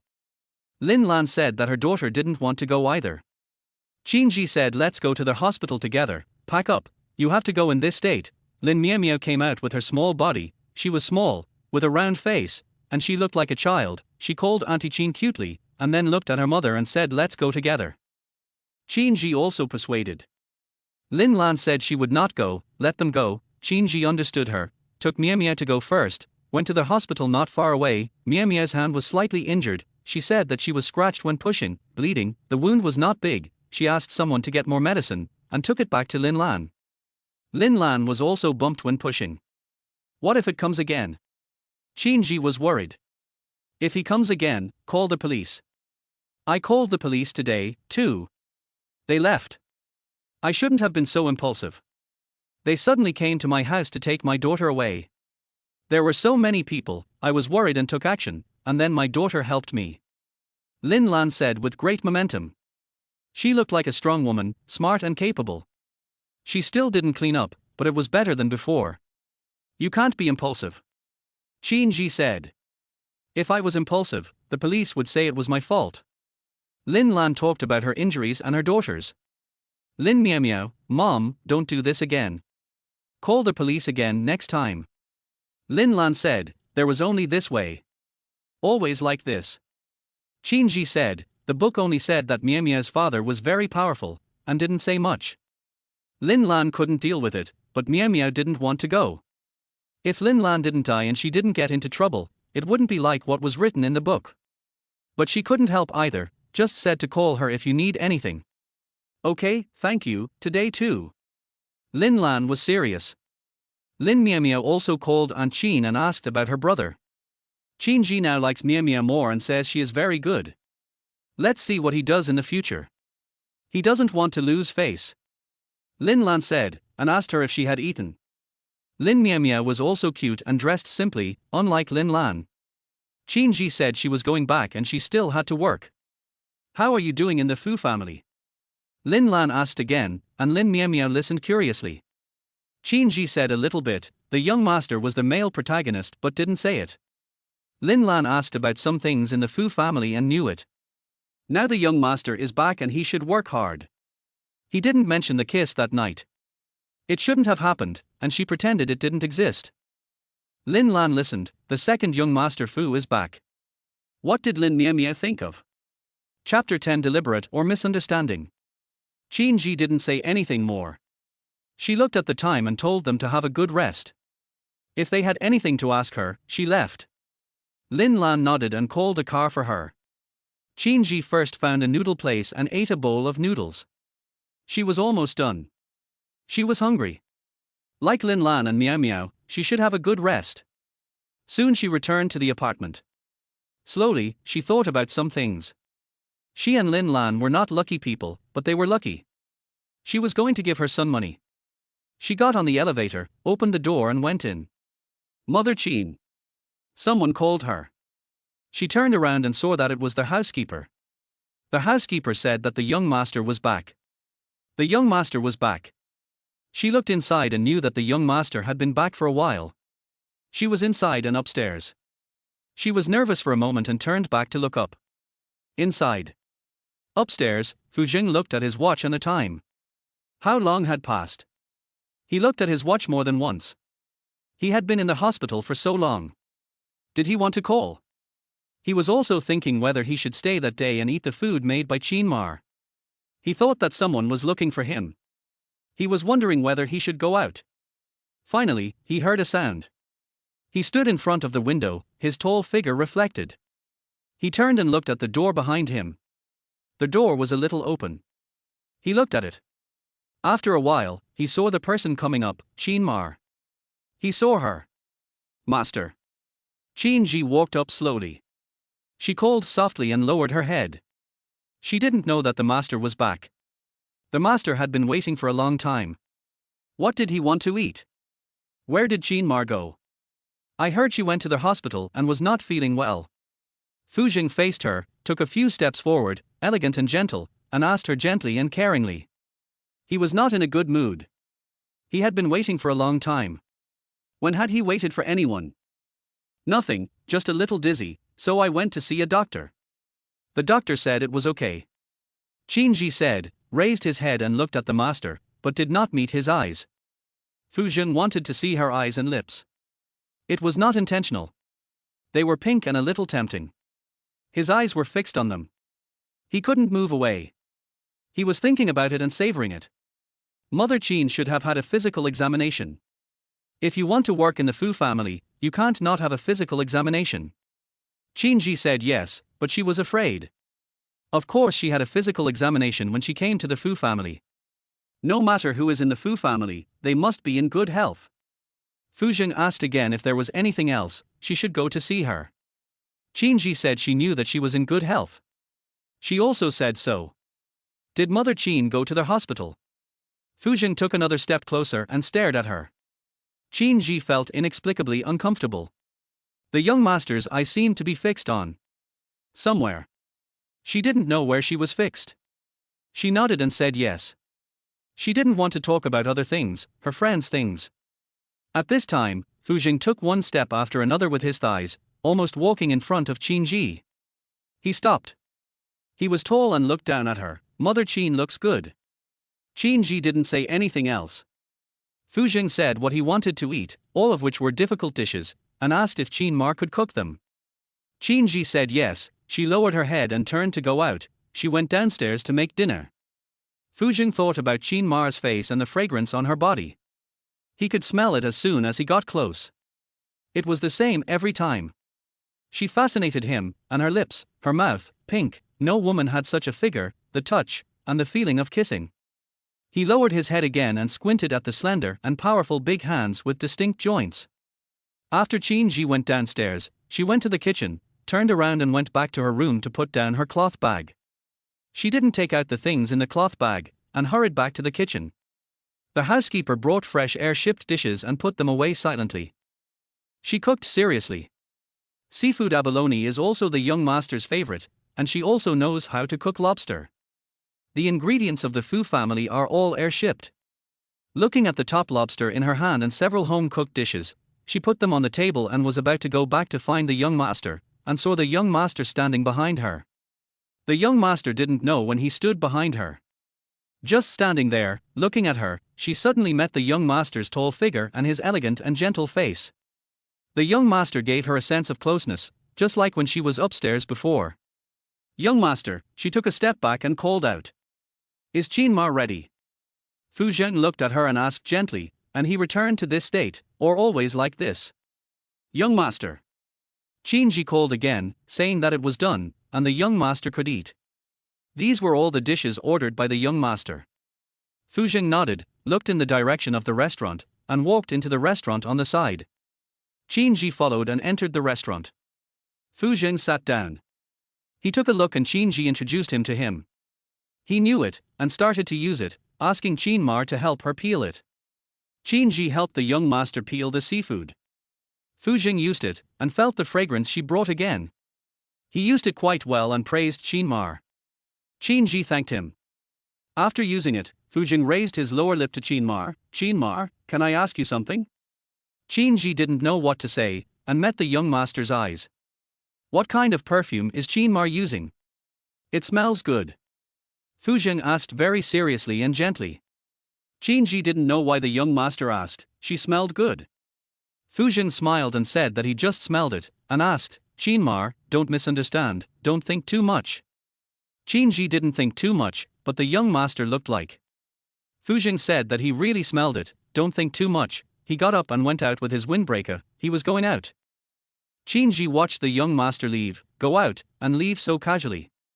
She relaxed again. The young master left, and she could relax again. She sat down for a while, watching the young master use up and not use up. There were still a lot of unused. The housekeeper came in a while and mentioned that Qin Ma could eat the rest, and they could too. After all were divided. Qin Ji looked at it and used a little. Of course, the young master ate the best. The book was even more exaggerated, that is, in the future, you can get whatever you want. She was half full, and everyone had finished eating. She went to the kitchen, worked for a while, took off her gloves, and washed her hands. She cleaned up, went back to her room, took a shower, rested, and looked at her phone. She flipped through the pages. She also found news about the young master, which was the news about the young master today. She stopped her hand. The photo was taken during the day. At that time, she was in the hospital. The young master tilted his head and wore sunglasses. As always, he was handsome and elegant. Miss Lu tilted her head to look at him. The two of them were holding hands and were very intimate. I don't know what they were talking about. The young master seemed to want to kiss Miss Lu, and Miss Lu seemed to be waiting. The young master was still with Miss Lu. Some people said that they were buying a ring.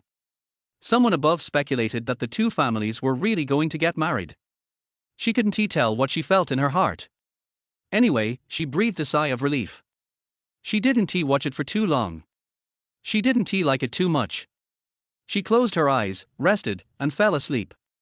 Chapter 11 approaching her again. Fu Zheng was looking for someone in a black Maybach. When the car stopped at a place, someone got in the car.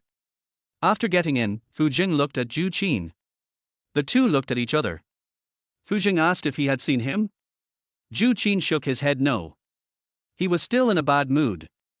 Fu Zheng knew what he was doing at a glance. It was still for that woman. They were the same, but different. The one Zhu Qin liked was married. Where is Xiao Yu? He asked again. Zhu Qin said, still waiting. They went to pick up Xiao Yu and had to meet someone. Of course, they had to do something when they came back. There was still something else to do. They went and soon picked up Xiao Yu and went to do things together. After the things were done, it was a little late. Xiao Yu said he wanted to relax. Zhu Qin didn't want to go, and Fu Zheng didn't want to go either. He wanted to go back. He had his own ideas. Why don't you want to go? Xiao Yu couldn't believe that when he saw two grown men, two handsome guys, no one was going, and he was the only one going. He looked at the two of them with his peach blossom eyes. Zhu Qin was still the same, he was going back. You did it for that woman, she's married, you did it back then. Xiao Yu was going to say something, squinting his peach blossom eyes, romantic and affectionate, but in the end he didn't say anything, afraid of being beaten. Forget it, the affectionate Zhu Da Xiao. He asked Fu Xiao again. Fu Zheng said directly that he was going back to rest, he was a little tired. Why are you going back to rest so early? Let's play together and drink some more wine. Xiao Yu still said. Fu Zheng said he didn't want to play anymore, he was tired and drunk. So little, drunk, you are tired too. Xiao Yu didn't believe it and looked at him. Fu Zheng ignored him. After they went their separate ways, he went back. When they got to the apartment, he was still a little drunk. The housekeeper came out and called him, young master. Fu Zheng didn't say anything and looked up. Qin Ji was asleep at this time and was suddenly awakened. She thought the young master would not come back, so who would he go with?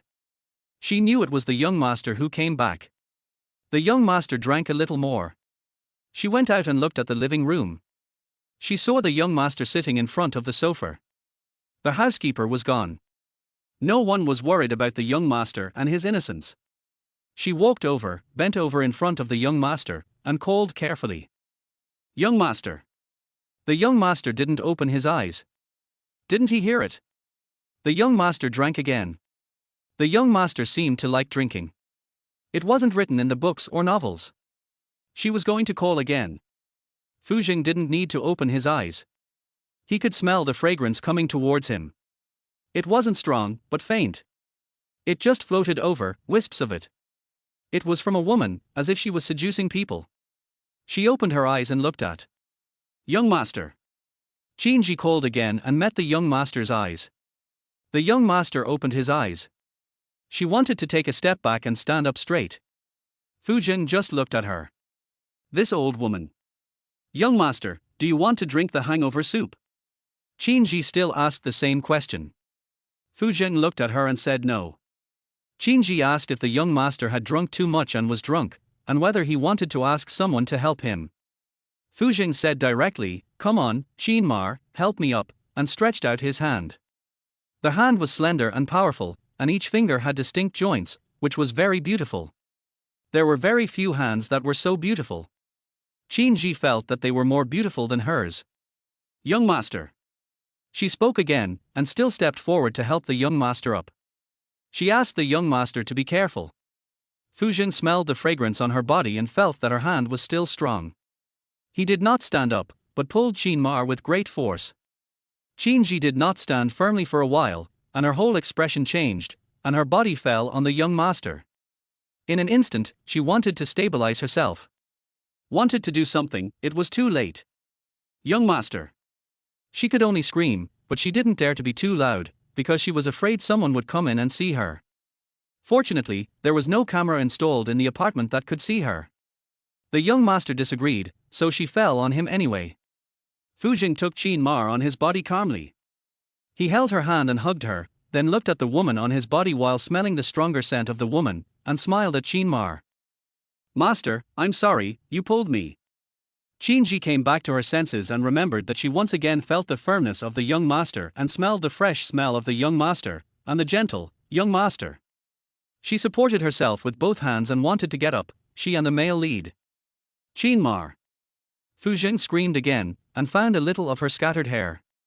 He stretched out his fingers and gently hooked it for a while, and then approached her. Qin Ji saw that she was particularly nervous, very nervous. She and the young master. What happened to the young master? Master, you are drunk again. I am Qin Ma, let go. She said again. She remembered, master. She was a little angry. I am drunk. Fu Jin said at this time, trying to bury his head in her. She made him a little drunk. He frowned, and glanced at her, looking like he was drunk. Qin Ji told the master to let go. She got up. Fu Jin still pulled her again, approached and kissed her. Qin Ji, master, I am Mother Qin. She struggled, panicked, her heartbeat quickened, she wanted to say something else. Did he make a mistake again? She is not the heroine nor the supporting actress. Fu Jin let go as if he had never kissed her before, not thinking too much, not wanting to hear her call him, not wanting to hear her talk, not wanting at all. She was still so pink and sweet, just like what he saw and thought, even sweeter than he thought, with the feminine scent on her body. His habit was really known to very few people. He could also empty his mind and not think about other people. Master. Qin Ji was about to say something, but Fu Jin took the opportunity to kiss her again, and kissed her, hugged her. Her body was close to his, thinking about the last time. His hand moved again. Qin Ji felt bad. She kept shouting that she wanted to bite the young master, and her body was moving. Fu Jin wanted to, but thinking about Qin Ma, this woman, he finally stopped. He just wanted to try again. Maybe he didn't like it, and felt that it was nothing.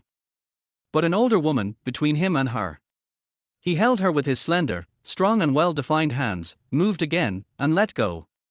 Qin Ji couldn't breathe, she didn't know what to say, and it took a while for her to recover. She looked at the young master. What was going on? Young master, what are you doing? She looked at the young master angrily. Fu Jin rubbed both sides of his forehead, leaned on the sofa, and closed his eyes again. Qin Ma. I feel bad, I thought you were her. Go in and rest. I'm drunk, sorry. Chapter 12. Want to resign. Qin Ji turned and left. She went back to her room. Fu Jin lay alone, looking at the sky above him, wondering what he was thinking. He got up and left too. That night, Qin Ji took a long bath. She took off her clothes, washed in the bathroom, and there was nothing else on her after washing. She didn't want to look. She was still young because she was beautiful, and she was deceived and lived with a man, but she didn't remember that man. Mouth, she brushed her teeth several times, and she felt that there was no taste of the young master. The young master kissed her again, and who did he think she was? She didn't have a good impression of the young master, or the male protagonist. She had a good impression of him before, and when she first came to the young master, he was also gentle and elegant. Knowing that it was a character in the book, it didn't matter. He actually kissed her. He said he recognized the wrong person, and thought she was another woman. He did this again. She shouldn't have helped the young master when he was drunk. She thought about it at that time. She should have known what the young master wanted. The book said that the young master wanted to help his ex-girlfriend. He still had this girl in his heart. The young master's ex-girlfriend was studying dance abroad. They didn't know how they broke up. The young master kept thinking about her. The young master's kiss was too fierce and intense for her to speak. It was a little better this time, but it was almost the same. It seemed that he wanted to eat her. But no, the young master didn't eat him. How old was she from the young master? The young master was in his 30s, not yet 30. How old was her son? She lay on the bed and wrapped herself in the quilt. She was not young anymore. The dream was about what she had done with that man. That time was too far away. Don't. After waking up, she didn't see the young master again. The young master was gone. The housekeeper said that the young master had gone out for something. Chinji thought that the young master was with Miss Lu. She told the housekeeper that she wanted to resign. When the housekeeper Li Bo heard her words, he said, "Why do you want to resign?" "Did I hear you correctly?" "Yes." Chinji said. The housekeeper said, "Are you kidding me, Aunt Chin? Why do you want to resign? There is nothing wrong. Aren't you short of money? Don't you want to make more money?" Chinji was like this. She was short of money. The young master would not kiss her unless he recognized the wrong person. If he wanted to resign, you have to explain the reason and in advance.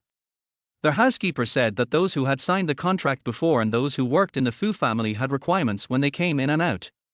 Chinji knew. The young master also said that he was grateful to Aunt Chin last night and he was embarrassed. The housekeeper said with a smile, "The young master is a very good person. Last night, I troubled Chin Ma again." Chinji listened to what the housekeeper said. Did the young master apologize to her again? She didn't know. Afterwards, she saw that the day to transfer money to her son had come, so she called her son. Her son didn't answer her call, so she called again, several times. The son answered, and she said she gave him the money. She immediately transferred money to her son, 3,000 yuan a month, and she transferred it to her son together, and then asked him if he was free, she would go to see him. The son asked her to go tomorrow. She nodded and showed concern for her son. "Have you eaten a lot recently?" Son Chinzi, "Mom, it's fine, don't worry." Chinji still asked. Her heart was always soft when facing her son. She wanted to care more about him. She also cared about Lin Lan and Miao Miao. They were fine, nothing happened. No more came from there. She also saw the day of salary payment. It was almost time. She didn't know when she would die.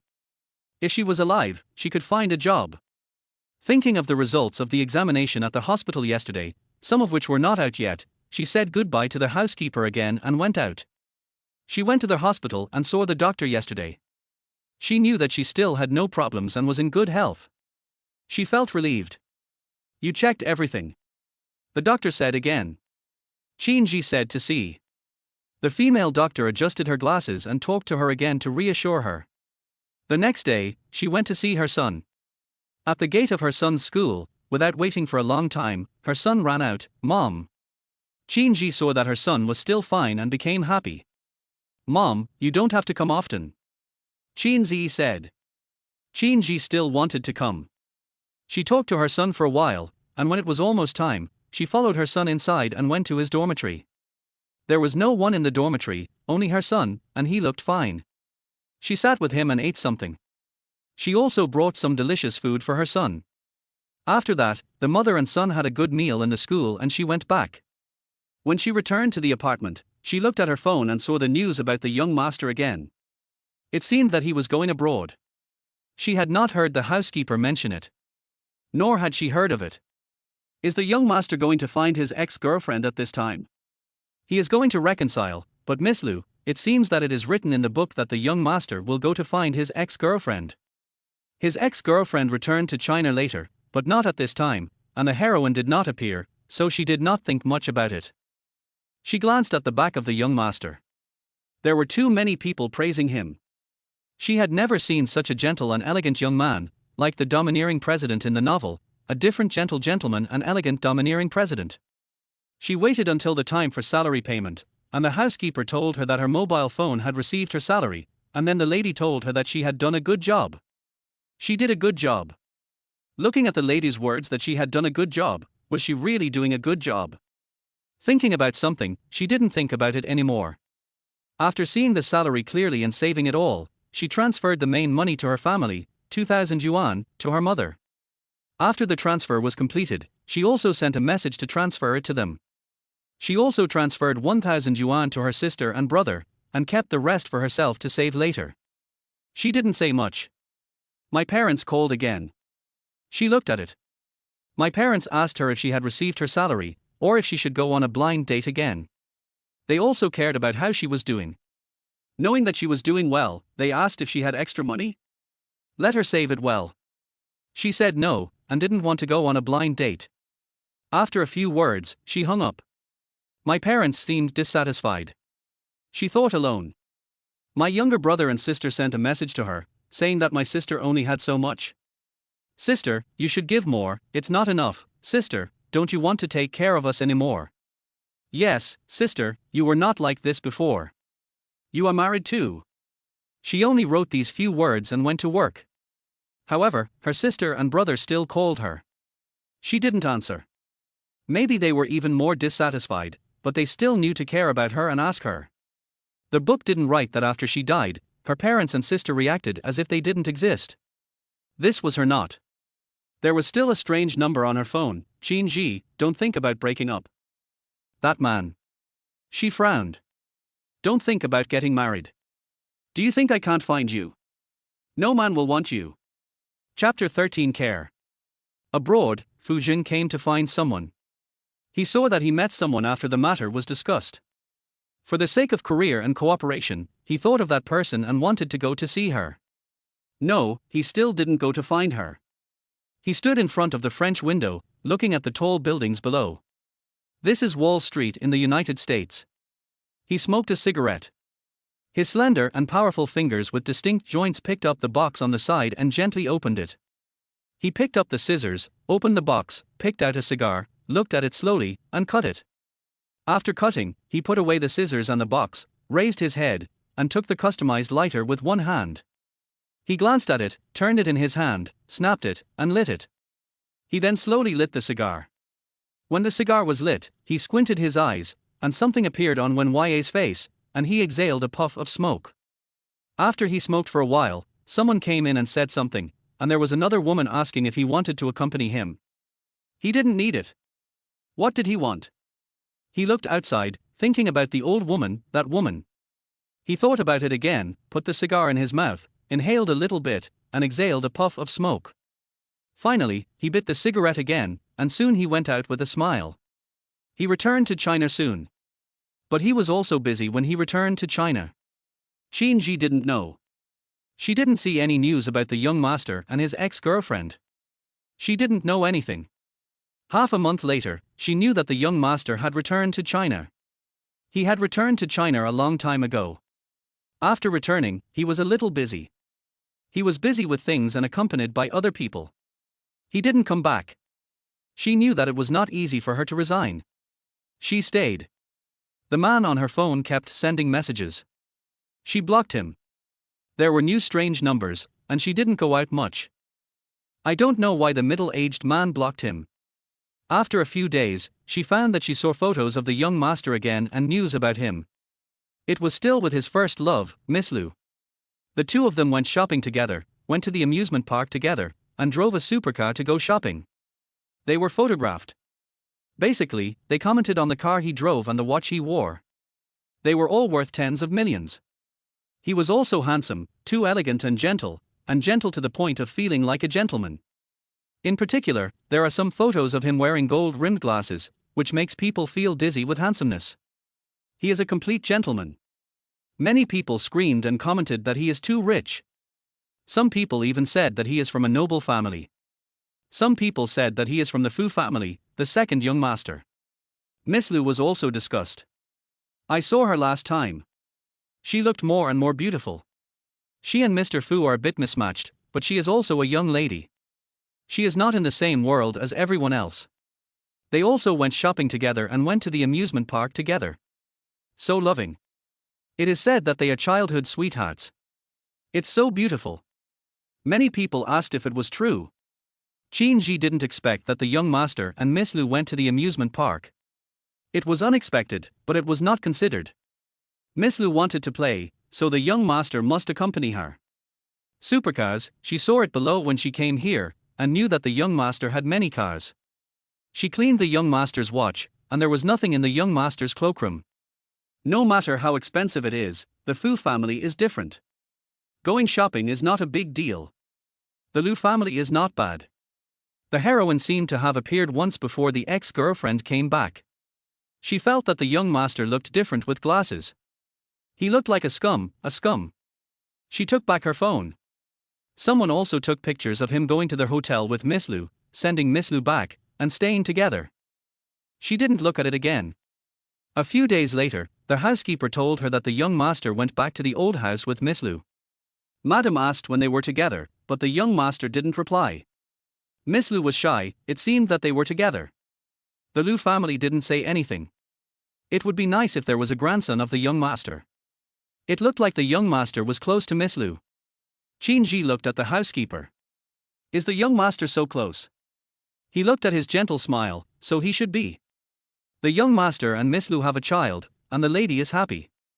The housekeeper said again. Even the child was thought of. Qin Ji listened with a smile, and heard the housekeeper ask Qin Ma if she wanted to find another person to marry. The housekeeper was old. Qin Ji didn't want to. The housekeeper said it was a pity. Qin Ji saw the young master again one night. She prepared a meal and ate it alone. She chatted with her son on WeChat. After her son went to work, she took a bath. She wiped her hair clean and it smelled very good, as did her body. It was late at night, and suddenly there was a sound outside. She came out and saw someone coming in at the door. There was the housekeeper and the young master Fu Zheng. There was a woman standing next to them. The woman looked beautiful and supported the young master. He drank again. The young master was drunk again. She didn't go forward immediately. She smelled a little alcohol. The next second, someone looked over. She looked over and didn't see the young master. The young master seemed to look at her. She stopped and her heart skipped a beat. The housekeeper saw her and called Qin Ma. The young master drank too much and came back. She responded. There was also a woman who looked at her. She had seen her before. The other party also looked her up and down and called Fu Ershao, be careful and help him come in. She moved aside a little, and the woman glanced at her again, and helped the young master to sit on the sofa inside. The housekeeper pulled her Qin Ma, why don't you take care of the young master? The young master has someone to take care of him. Qin Ji was careful. The housekeeper looked inside and thought about it, but didn't say anything. He just asked to prepare some drinks for the young master. Qin Ji was just right, and she didn't need to take care of him. She heard the noise and went into the kitchen. The housekeeper went in and seemed to ask the young master if he wanted anything to drink. The young master told him not to. The housekeeper came out and said something to her, and left. Qin Ji didn't go out. She waited and waited. As long as she didn't go out, she would be fine. She didn't hear any sound. After a while, someone came to call her. She looked out and saw a beautiful woman with long curly hair. Even the hair strands were exquisite. The skirt she wore was also a big brand. The bag was also, even the hair strands were different. Looking down at her from above, as if to see what was different about her. You are Qin's mother, the second young master is looking for you. Miss. Qin Ji called out, what about you? What do you want to see me for? What does the young master want her for? Aren't you just taking care of people? The woman Zhu Ning looked at the woman in front of her again. She said something herself, really couldn't see anything. A servant, she told the woman to take good care of Fu Shao. If he hadn't asked her to stay and take care of her, she wanted to stay and take care of him personally. No matter what she did, it would be better to take off her clothes to take care of her. Fortunately, it was not her who stayed to take care of her, but just a servant. She said it in detail, as if Fu Shao couldn't be bad at all. Qin Ji didn't want to take care of the young master. It would be better for this lady to stay. She didn't know who she was, but she was definitely not an ordinary person around the young master. Chapter 14 You Can't Escape. Miss, you're not staying. I do, but you are the servant, Mr. Fu said so. Zhu Ning stopped talking. Otherwise, she would not have come. She realized that she had said something bad. She stopped and looked at her again, and said, I leave it to you, you have to take good care of it for me. She was about to leave. She wanted to say something to Mr. Fu again, but she didn't dare. She walked away in her high heels. Qinji looked at the young lady's curvaceous figure. She had a great body, was better and taller than a model, was sexy, charming and beautiful. The young master thought that there would be nothing wrong with her. With such a beautiful young lady in Mislu, she just stood there. It was quiet outside. It was quiet for a long time. There was no sound from the living room, and the young master didn't make any sound. She breathed a sigh of relief and waited for a while. It seemed that the young master had fallen asleep. Went up? She didn't know. After feeling something was not right, she prepared to go out and take a look. Thinking about it, she went out. When she got outside, she looked towards the hall and saw that the small light in the living room was on. From a distance, it seemed that the young master was really asleep. She paused, knowing that it would not work no matter what. She walked over anyway, got a little closer, called him young master, lowered her head and leaned forward, but didn't get too close. The young master didn't respond. It was not good for him to sleep like this, but she couldn't help him. She thought about getting a quilt, went to the young master's room upstairs, opened the door, and found a clean quilt to come down. She didn't know that after she left, Fujing opened his eyes and looked upstairs. When Qinji came down, he closed his eyes again. She held the quilt, walked in front of him, took a slow look at it, stepped forward and draped it over him. She moved quickly, as if she was not afraid of anything, and just covered him up. Master. That was all she called out. Fujing seemed unaware. Qinji pulled the quilt for the young master again, bent down, stood up and was about to leave, but a hand, a slender and strong hand with distinct joints, grabbed her and pulled her tight. Auntie Qin is going to leave like this, whispering voices sounded at the same time. Young master. Qinji's face changed. She looked at the young master. The young master was not asleep. He was lying to her. But why? She looked over and saw that her hand was held and grasped tightly. She met his gaze and he looked at her. Fujing held Qin Ma's hand, moved it, rubbed it a few times, and it was still so thin. He hadn't held it for a long time. He couldn't help but look at the face in front of him, Qin Ma's face. Just leave like this. Master, since you are awake, go up and rest. Qin. Ji just pulled her hands away. She didn't want to be like this. She felt her hands itchy, her heart was beating, and there was another feeling. She didn't want to say more, and didn't want to go on. She wanted to turn around. Of course Fujing did not move. He exerted force with his hands, and his shirt collar was already torn open with his elegance, gentleness, wildness and sexiness. Qinji fell down again. She panicked again and fell on him. Master, Fujing. She called out, calling his name. She was angry. Your name. Fujing smelled the feminine scent on her body, and then he embraced her in his arms through the quilt. Hold her tightly. Feeling the impact and everything she brought to him, her fragrance and falling hair were more fragrant than before. He took a deep sniff and hugged her tighter. He still thought of her from time to time these days, thinking about her body and fragrance. He thought she was old enough, so he found another woman, no matter how beautiful she was, thinking it would be nice to have her by his side, but what should I do? Qinji fell down and wanted to get up as soon as possible, no matter what he said about not moving. There was a quilt in the middle, but she didn't move and he hugged her whole body. He held her in his arms, so tightly that she could not move. She struggled and shouted, Master, what are you thinking about? Let me go, let go. Master, are you still drunk? Look at me carefully. Moving again. Fujing said at this time, holding her hand tightly, hugging her and kissing her face, smiling gently and elegantly, and kissing her lips little by little, kissing her, not like he usually does. He kissed her for a long time and continued to kiss her. Qinji felt something, a woman's intuition, even though she was not young anymore. Fujing also changed his hand position. Qinji, master, do you know what you are doing? She resisted desperately. Fujing just wouldn't let go, just like that, he moved his hand and smiled. Qinji couldn't scream, he was too crazy. She regretted in her heart that she should have resigned and left earlier. She shouldn't have stayed, for real this time. Fujing came later. Qinji uttered a cry of pain, so old and still afraid. She was not afraid. Finally, Qinji sorted out her clothes, hugged the quilt, and retreated to a safe place, but no place was safe. Fujing pulled her, then pulled her over. He looked up at her, elegant, gentle, yet wild. Sexy, with a raised corner of his mouth, a gentleman, he whispered. Qinji wanted to say why. Fuzheng lowered his head and said, "You are mine, do you want me to kiss you?" He even smiled. "You are not drunk." Qinji said this, "I don't know what you are thinking, young master." She stepped back. "What are you thinking about?" Fuzheng didn't say anything.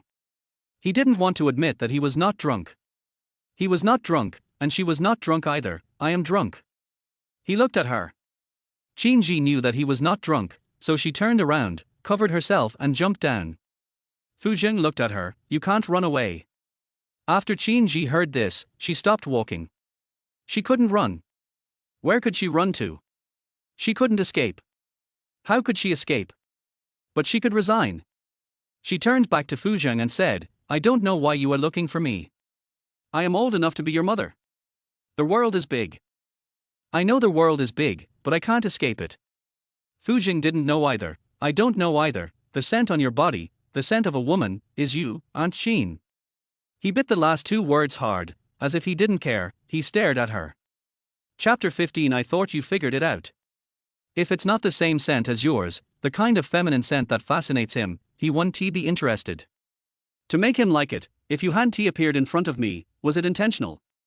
Master. Qinji looked at him. She smelled so good. And she was wrong, she did it on purpose. If she didn't mean to do it, could she do it on purpose? He was crazy. "Don't want to follow me?" Fuzheng asked her. Qinji wanted to say, "Fuzheng, you are not sick. What age am I? You are crazy." He is the male lead. With him? He just wants to have some fun. Fuzheng didn't say anything. "I can be your aunt." Qinji didn't say. Qinji couldn't leave, and her lady didn't agree. She couldn't find her lady for the time being. The housekeeper said that her lady had gone abroad, and she went to ask the housekeeper. Madam didn't say when she would be back. It might take a few days. The housekeeper said he would be back in a few days. Why are you looking for Madam? Qinji didn't say anything. You've been looking for someone lately. The housekeeper added, asking what was the matter. No. Qinji did not fight again. If she fought again, she would have to see the person, or she would just leave. She knew she could not beat Fuzheng. He didn't stop her from leaving, nor did he have anyone lock her up. She wasn't worth him doing this, but if she left, he probably won't look for her again. He won't look for her again. She is nothing but thinking about him. She didn't go out because she was afraid of having an accident. Her body was still there, and she didn't know when she would go out and have an accident. She has also been looking for a job these days, and she has seen some jobs on her mobile phone. It's okay, also working on the same thing. She had to raise her son and leave money for him, so she needed to work. Jobs are changeable. Even for her own death, she had bought insurance, and she had bought it a long time ago.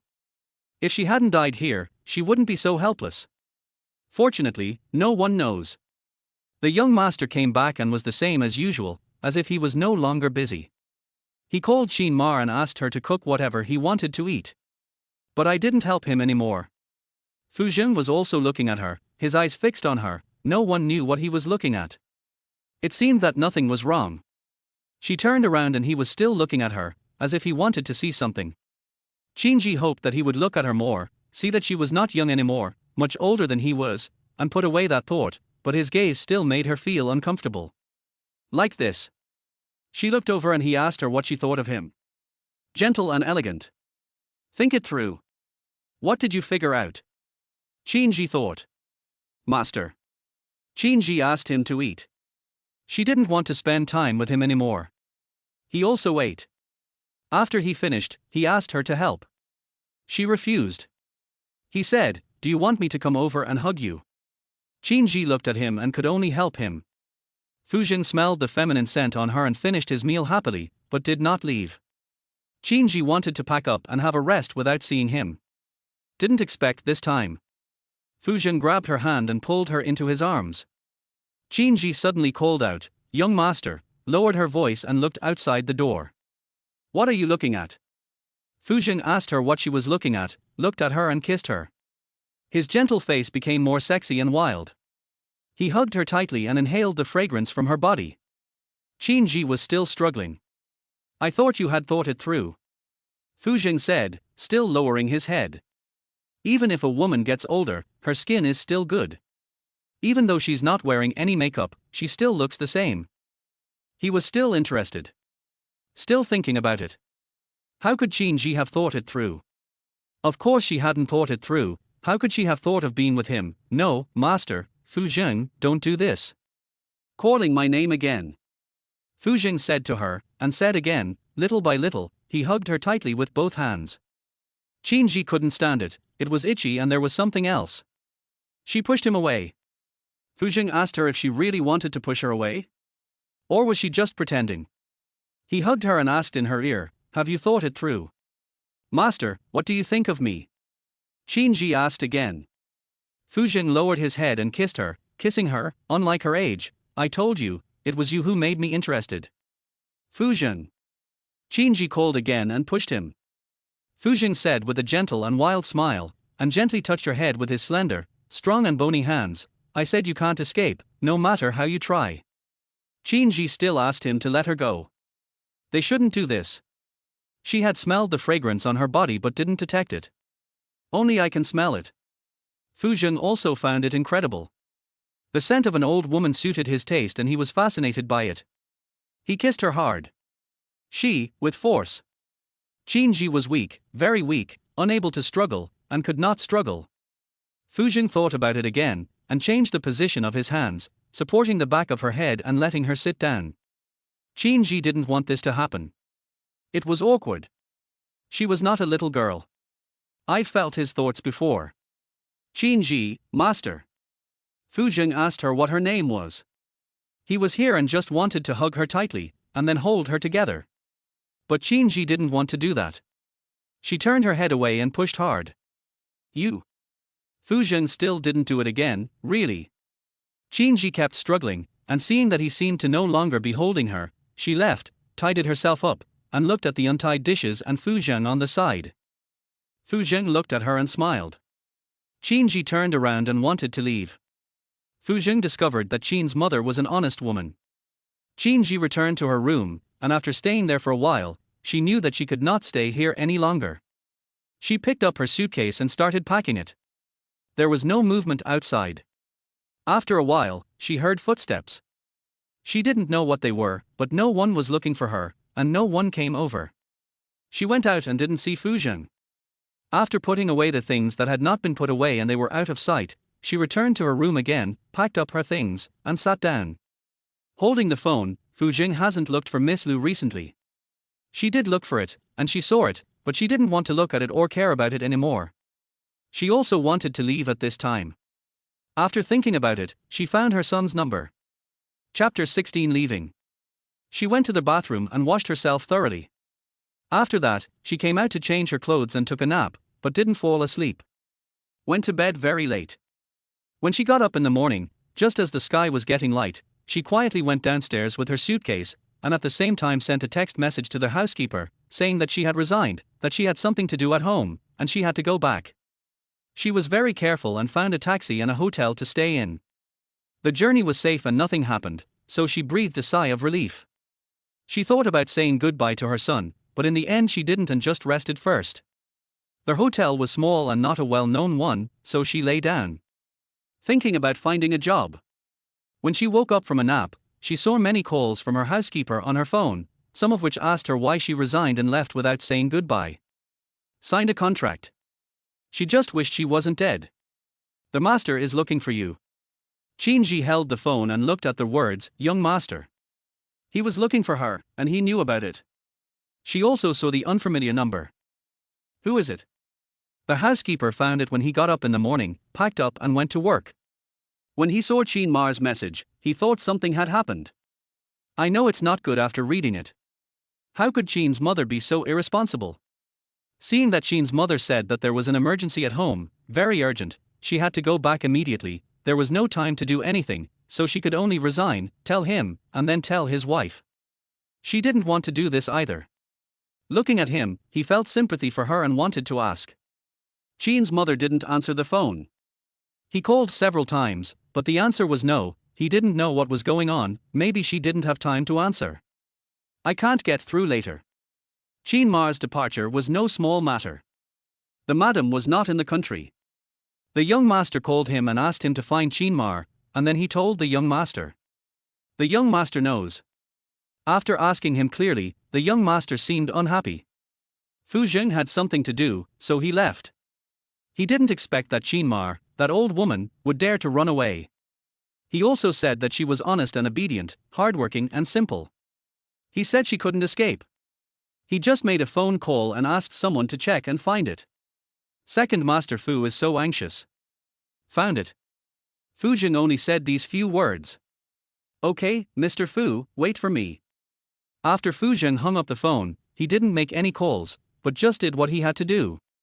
Qin Ji finally put down her phone and ordered a takeaway. Not long after, the takeaway was delivered. She took a bowl of noodles. Not expensive and tastes good. After she used it, she still wanted to cook for herself to save money. She was thinking about what to do next. There was no rush for work. In the book, she didn't leave. Maybe it was a good thing that she left. As long as she was more careful, even if something happened, she would not die at the hands of the male protagonist Fu Zheng. My son won't look for him either. Not necessarily. She was still afraid that her son would have a conflict with the male protagonist. That was what she was worried about. And Fu Zheng was looking for her. Maybe it was better this way now. Maybe she would be okay, maybe she should have been. She flipped through her phone and saw nothing more. It was still the figures of the young master, Miss Lu, and the beautiful young lady who were with them before. It was not very clear, and her cell phone rang. It was Lin Lan who called and said that the man came again, and she called the police again. Mia Mia was impulsive and got hurt again. She was in a hurry and asked if I was free. Qin Ji asked. She put her luggage down, picked up her bag, and tidied it. She was also worried. If she was going to die, she would die no matter what. She couldn't just stay at home forever. So she picked up her bag and went out to Lin Lan's barber shop. When she got there, the door was closed again. She knocked on it. Lin Lan opened the door and looked at her. She seemed better than last time.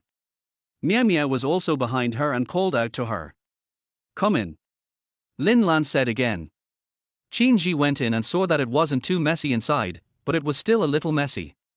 Lin Lan said it hadn't been cleaned up yet, so she asked her to take Mia Mia with her. She had an argument with Mia Mia, and Mia Mia stood aside with a bad look on her face. Qin Ji asked what happened. Mia Mia didn't say anything. Lin Lan looked at her daughter and said, I thought if it really doesn't work, I'll go and get the money first. Do you think money is so good? Mia Mia said from the side. Qin Ji also felt that she had more to say. The main thing is that I feel that every time it happens, the woman is infertile and wants a child, but the man seems unable to have one either, said Lin Lan. She knew very well that money was not so easy to get. I don't want it anyway. Lin Mia Mia also said something. Yuan Yuan's face looked unhappy and a little gloomy. The mother and daughter looked at each other again. Qin Ji said, don't do this anymore, Lin Lan. Mia Mia is right, Lin Lan, your idea is not wrong either. She said to the mother and daughter, to them. Lin Lan's idea was correct. She thought about it again and again, and Mia Mia didn't accept it. She looked at them and told them to discuss it properly and not to be anxious. Lin Lan didn't want to either. I don't want to either. Lin Mia Mia, Aunt Qin, me too. Qin Ji also saw that Mia Mia's hand had turned purple again and was a little swollen, probably because of the fight. Lin Lan was better, as her leg was slightly sprained, but nothing else happened, so she sat down. Qin Ji asked her to go and see it together, along with Mia Mia. Lin Lan still didn't want to go. She said she just stepped away for a while and just needed to take a rest. She would let Mia Mia go instead of bothering her again. Lin Mia Mia, go if you want to. Qin Ji looked at the mother and daughter and stopped trying to persuade them. She took Mia Mia with her and went to a familiar pharmacy. She asked for and got the medicine. The clerk asked, what's the matter? Qin Ji didn't say anything, and neither did Lin Mia Mia. You still have to be careful. The clerk asked again with concern. I will. Qin Ji said, and Mia Mia nodded. After finding a chair to sit down, Qin Ji applied the medicine to her. Lin Mia Mia lowered her head and said, thank you, Aunt Qin. It's always the same. I asked Mom not to call you, but she would. It's okay. Qin Ji said with a smile. Aunt Qin, you are so nice and beautiful. Lin Miao suddenly said. Aunt Qin must have been elegant and refined in the past, and she is a little bit like that now. Qin Ji didn't expect her to say that and laughed. Is she pretty? Thinking about Mr. Fu. Aunt Qin, you know some behaviors on campus that some people just don't like. Lin Miao suddenly said. Qin Ji looked up, not knowing what she meant, and wanted to ask. Lin Miao didn't he know what she was thinking about and didn't he mention it again? It doesn't he matter if Aunt Qin doesn't he know. She stood up and was about to leave. Miao, what happened? You can tell Aunt Qin if there is anything. Is someone bullying you? Qin Ji pulled her and wanted to ask her something, looking at her with concern. Lin Miao turned around and said nothing to her, just shook her head. Qin Ji felt something was wrong and her cell phone rang. She heard it and Lin Miao also heard it and called out, Auntie Qin. Qin Ji didn't want to look at her cell phone. She took it out anyway, and saw that it was an unfamiliar number, so she didn't want to answer it. Aunt Qin, why don't you answer your call? Lin Miao looked over and asked. Qin Ji said she didn't know the person, so she hung up, but the phone rang again. There was something on Lin Miao's round face. Chapter 17 found. Qin Ji picked up the phone. Where are you? The man's voice sounded familiar. Qin Ji didn't answer. Fu Zheng's voice, want to escape. Qin Ji didn't want to talk to him anymore. She was about to put down her phone. Fu Zheng, you want me to come to you? Qin Ji wanted to ask why you were looking for me. Fu Zheng, I told you that you can't escape, did you forget? Unless he doesn't want it anymore.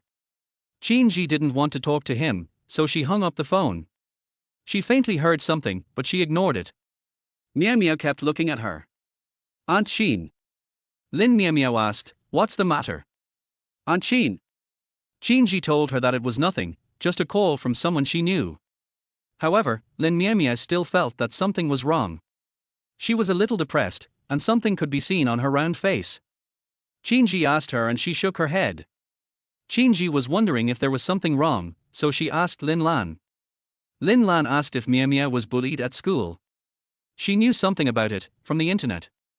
They went back together. When she saw Lan, she wanted to ask what Lin Lan had seen, and asked Miao to go in and rest. Lin Miao looked at Aunt Qin and went in anyway. Qin Ji told Lin Lan what Miao said. Lin Lan frowned when she heard it. This is. She also knew it, she had seen it, and knew the situation. She said she would ask about it. Qin Ji was worried. Lin Lan just took it to heart. They had dinner together. She cooked all her favorite dishes, including stir-fried flowers and plants, braised fish, and a big pot of spicy fish. Lin Lan and Qin Ji were from the same province and had similar tastes. Qin Ji stayed to help because his skills were good, and they used it together. Fu family. Lin Lan asked again, and Lin Miao was also listening.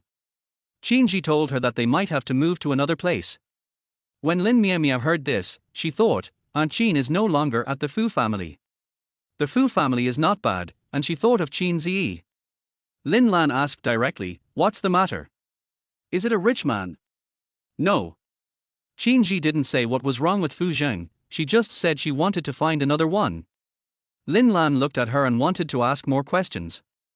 Lin Miao was also worried about Aunt Qin. Qin Ji said she hadn't thought about it yet. Lin Lan said that if she hadn't made up her mind, she could just come here if she had nowhere to go. They were friends, and Qin Ji was thinking of introducing her to the Fu family, so she smiled and agreed. After dinner, Qin Ji was about to leave. Lin Lan saw her off, and Lin Miao went with her. Lin Lan's leg felt much better, and Qin Ji told Miao to listen to her mother. Your mother is just angry. She touched. Miao nodded, then turned her head away. Lin Lan didn't say anything. Qin Ji went back, took a taxi and returned to their hotel. Lin Lan felt that there was something wrong with Qin Ji. Lin Miao noticed something. Fu Jing received the news. He called that woman not long ago, but she hung up after a few words. Now he knew where she was. After he finished listening, something changed on his elegant and gentle face. He smiled and said thank you, put down the phone and stopped smiling. His slender, strong, bony hands turned the pen at hand. When he was almost done and the time was up, he took his people out, got into a black Maybach, and then the car started and went in one direction. We soon arrived at the place. The second young master has arrived. This is it. After hearing what was said, Fu Jing looked out and saw the hotel on the side. Is this also a hotel? He had never seen anything like this before. Then he asked someone to go down and look for someone. The driver took everyone down. Fu Jing just stared at the door, took out his cell phone, looked at it, put on one side of his gold-rimmed glasses, and made another call. Inside the hotel, Qin Ji packed up everything she had used and was going to look for a job when she suddenly heard the door open and someone was outside. She asked who it was, but no one answered. She asked again and was told it was a hotel staff. She looked outside and saw it was a hotel staff. She opened the door and saw the people outside were Fu Jing's driver and another person. She regretted opening the door, and it was too late to close it. The master is waiting for you. The driver looked over and said, but no one else said anything. Qin Ji wanted to say that she resigned. Auntie Qin, the driver called again. Qin Ji knew she couldn't hide anymore. She didn't want to go out, and the people outside didn't leave either. The driver received a call, and she heard why he hadn't come out yet. It was Fu Jing's voice, slow and leisurely. One could imagine his gentle face and soft smile. After the driver finished speaking, he looked at her and said, Mother Qin, think about your son. Qin Ji thought of Zaire, so she closed the door and went out with the driver. Someone in the hotel looked over at her, so she looked ahead, wanting to go faster so that too many people wouldn't see her. The driver and he went outside. The Maybach was parked with the door open. The young master was sitting inside, looking at his laptop and typing a few words on his phone. The driver called out, Mother Qin, again. Qin Ji went up. Fu Jing didn't look at her. He finished typing, said a few words, closed the car door, and the Maybach started moving. Qin Ji, master. Her things are still in the hotel. Fu Jing ignored her, just glanced at her, let the driver keep busy with the laptop, smiled gently and said a few words. Qin Ji stopped talking and waited until the car stopped. Back to the apartment. The car door opened and the driver stood outside. Qin Ji got out even though she didn't want to. Master, the driver called again. Fu Jing also closed his computer and came down. They went upstairs together and got into the apartment. The driver and others went downstairs. The housekeeper saw Qin Ma and called out. Qin Ji responded and called out. Fu Jing smiled and asked the housekeeper to go down, and Qin's mother came back. The housekeeper wanted to ask but didn't go down. Why did Qin Ma come back again, and still with the young master, and there were some others? He didn't think much about it. Qin Ma could come to them if she had any difficulties. The door was not closed yet.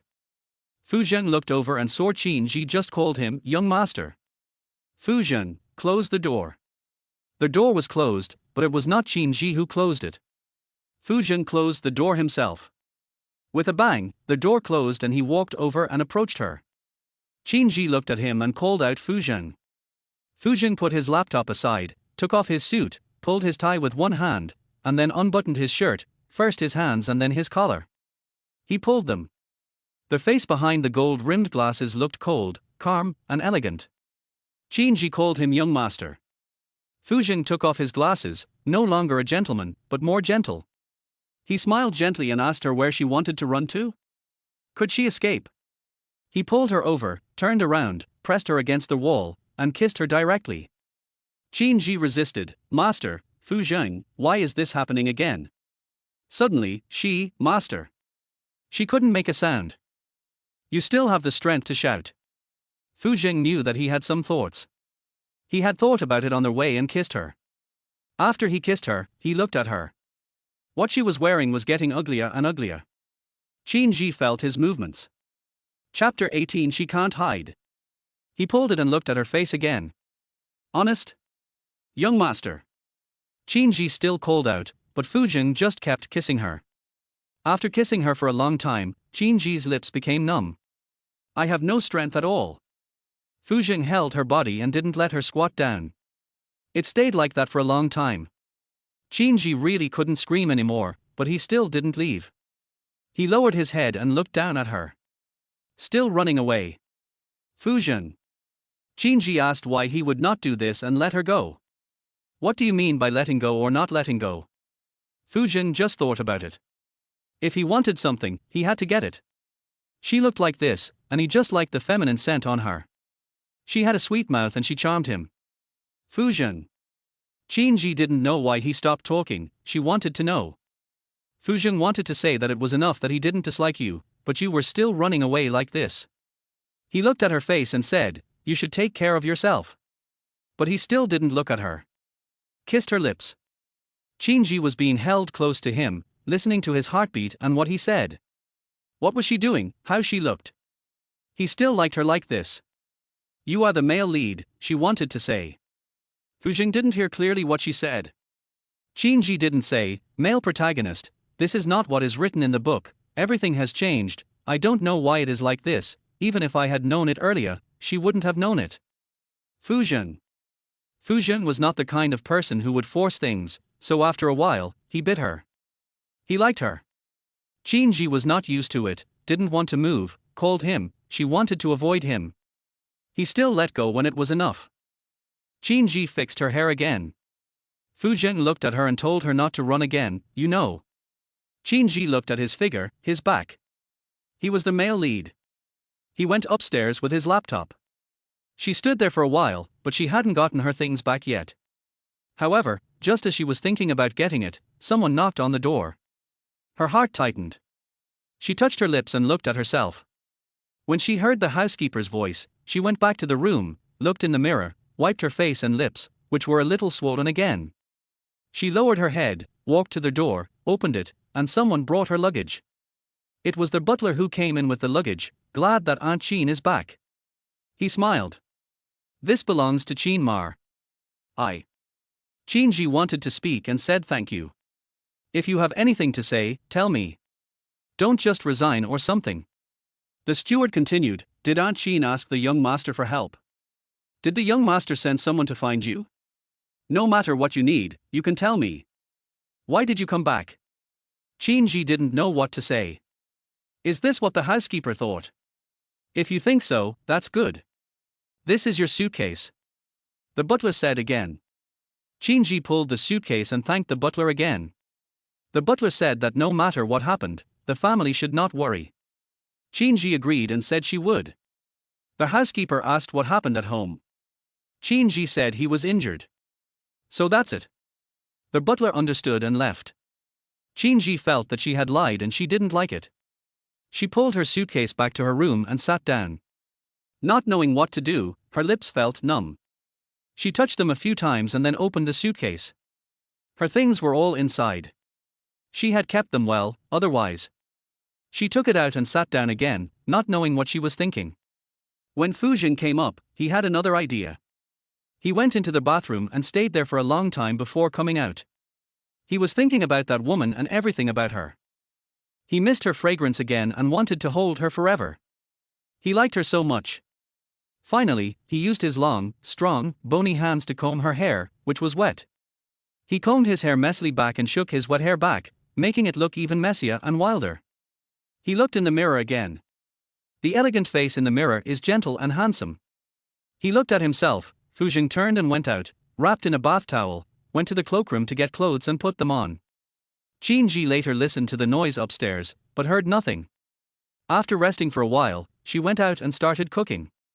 There was food. She regretted coming to the Fu family. If only she hadn't come to the Fu family. Only by doing these things did she feel valuable. After she finished, someone came down from above. Fujian came down and heard the noise. He came over to take a look. She looked embarrassed and ugly. Qinji felt it, but didn't look back. She continued to work on it, doing it carefully. With a little sweat on her head, she turned around and took it out. When they got outside, Fujian leaned aside elegantly and looked at her. Just looking at her like this, he would not like her, be interested in her, nor would he do anything. Qinji said to him, let's eat. Yeah, the time has come. Fujian nodded to her and said okay, gently. He went inside and sat down, and Qin Ma took care of him. Fujian let her take care of him, smelling the fragrance on her body, and finished. Qinji stepped aside. Fu Zheng asked her to eat over there, together, but Qin Ji didn't want to. She wanted to eat alone, just by herself. She looked over. Fu Zheng looked at her and told her to use it here. Qin Ji knew that it was useless to object, so she sat down alone and started eating. She looked honest and obedient, and the housekeeper and others had also said so. Qin Ji didn't know what he was looking at. She was eating alone. She prepared delicious dishes for Fu Zheng, which were also his favorites. There were seafood, shrimps, scallops, abalone, sea cucumber, and sashimi, all of which were of the best quality. She also had her own cooking skills. She also stir-fried dishes, such as tendons and beef chops, which were also stir-fried and very tasty. With the addition of broccoli and the like, they looked fragrant. Fu Zheng didn't use too much, so there was a lot left. She slowly ran out of it. Fu Zheng laughed and said that she ate a lot and was a good eater. Qin Ji just ate what she wanted to eat. She wanted to clean up, but Fu Zheng didn't let her do it. He pulled her over, but he didn't use too much force. Master. Fu Zheng pulled her to sit down, put his arms around her, and with his slender, strong, bony hands he grabbed a clean tissue and wiped her lips. He felt a little disgusted. After wiping it clean and seeing that Wei Xie was satisfied, he bent down and kissed her. His kiss was very light and there was no smell. Let her be cleaner. Chapter 19, Bruise on the Face. He kissed her again and asked her to be clean. Qin Ji, how to be clean? If he doesn't like it, don't do it. How to be clean? He said her lips, pulling her to kiss again and again. When Qin Ji had the chance, she said you don't have to kiss her because she is dirty. Fu Zheng looked at her, wiped her hands with his slender, strong, bony hands, and kissed her again. Qin Ji. She can't escape. Everything has turned out like this. Let it be for now. She doesn't know when she will die. There will be no such thing in the book. Everything has changed. Maybe she won't die. Even if she does, she will explain it clearly to her son. The heroine will also appear, and there will be other women. Fu Zheng asked her what she was thinking about. Qin Ji didn't think about anything. What was she thinking about? Fu Zheng started kissing and moving his hands, just like before, looking like he was going to do something. Even though Qin Ji had compromised, she still didn't want to do it so quickly. I don't want to have anything to do with him. Fu Zheng wanted to be with her, but his hand was still motionless, so Qin Ji pushed him away. What to push? Fu Zheng said. Qin Ji just wanted him to let her go. Fu Zheng looked at her. Even though he hadn't made up his mind yet, he was still unhappy. He kissed her again, and her clothes became wrinkled. He felt satisfied and smelled her before letting her go. He let her go, and Qin Ji immediately tidied her clothes. Fu Zheng just watched her like that. Qin Ji was very shy. She didn't want this to happen, so she put away her clothes and went to wash the dishes. She washed them very carefully, one bowl at a time. Fu Zheng sat and watched for a while, then went upstairs to get busy. Looking down, Qin Ji listened for a while and heard footsteps going upstairs. She calmed down and cleaned up a bit. After she was done, she went back to her room. Fu Zheng was in contact with someone. After some contact, he heard a piece of news, which was nothing. Afterwards, he dealt with the matter again. After finishing the work, I went downstairs to look for Qin's mother, but didn't see her. I went to her door and knocked, and the door opened. Qin Ji knew that it was probably because she looked at him and called him young master. Fu Zheng looked at her lips, pulled her over and kissed her. Qin Ji was pulled over by him and kissed again. His action of kissing her at any time made Fu Zheng want to kiss her. Kiss if you want. After a while, Qin Ji felt better after he turned her over. He touched her lips, looked at her face, and smelled her womanly scent. She still doesn't look good in it. Qin Ji doesn't care. Fu Zheng still didn't continue, just leaned against. She felt his emotions. Qin Ji didn't sleep well that night.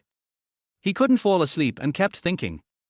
The next day, Qin Ji got up early and prepared the meal again. Fu did the same as before. After she finished cooking, before she went to call for help, someone came down from upstairs.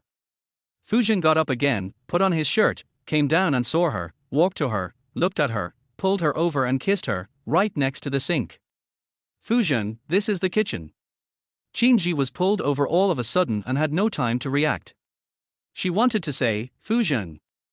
Fujian hugged her and kissed her again for a long time, then said that he was leaving and he also wanted to eat when. Qinji agreed and sent him away. After he left, the housekeeper came in and smiled. She didn't know what to do. In the afternoon and evening, Fujian did not come back, saying that he had something to do and he didn't know who he was with. The next day, the housekeeper said that the lady had returned to the country. Qinji heard that the lady had returned.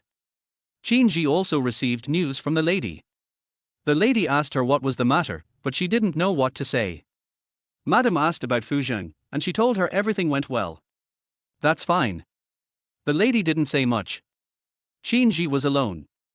Fujian didn't come back that night either. She wished Fujian would never come back so that she could be alone forever. It would be so nice to be alone. She watched TV and looked at her phone. When the housekeeper was free, he looked at her and asked her how things were at home. At home? Qinji didn't know how to answer. She just said that her family was getting better. The housekeeper seemed very concerned and mentioned that the lady had returned. If the lady could come back earlier, she could tell her. How could Qinji tell his wife? I don't think his wife would know. The young master has gone to accompany his wife. The butler said again. Qinji then realized who Fujian had gone with and what happened. She wanted to ask when the young master would be back, but the housekeeper just kept talking. The young master may not know when he will come again, but it's a good thing, said the butler. Qinji also thought it was a good thing. Madam is back and has bought some things. Miss Lu is also there. The housekeeper said with a smile, isn't it a good thing? Qinji, yes. We will take care of him when the young master comes. The housekeeper said the last sentence and looked at Qin Mar, who could pay more attention to the family.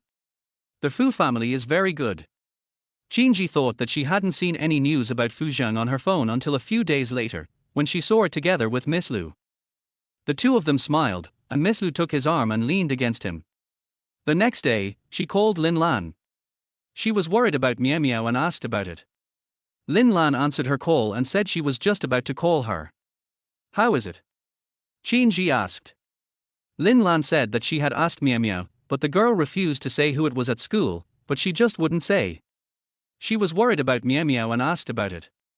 It didn't seem like she was the one. She also asked around but didn't hear anything. Thank you for telling me about this. It's okay, I just thought too much. She described Miao Miao's demeanor when she spoke. Only then did Qinji feel relieved. Lin Lan said she would continue to keep an eye on it and thought nothing would happen. When asked how she was, Qinji said she had returned to the Fu family and was still at the Fu family. Lin Lan wanted to ask her. Qinji also knew what Lin Lan wanted to ask, so she said okay, it was nothing, and she would come to her if there was anything. Lin Lan told her to remember that they were friends, best friends, and she should call her if she had any problems. Qinji smiled and nodded, I'll remember it. Lin Lan asked about Seir again. Qinji also called to check on her son and sent a message. Her son replied quickly. She also asked her son Miao Miao if anything was wrong. After a while, my son came back and said nothing happened. The middle-aged man on her phone was still looking for her, and her family asked her how she was, but she didn't answer the phone. Her parents were worried, so she replied that she was doing fine. She wanted to find time to go see her son again. When she went, her son came out with a little bruises on his face. She looked at him and wanted to see him again. Mom is fine. Qinzi said, don't open your mouth.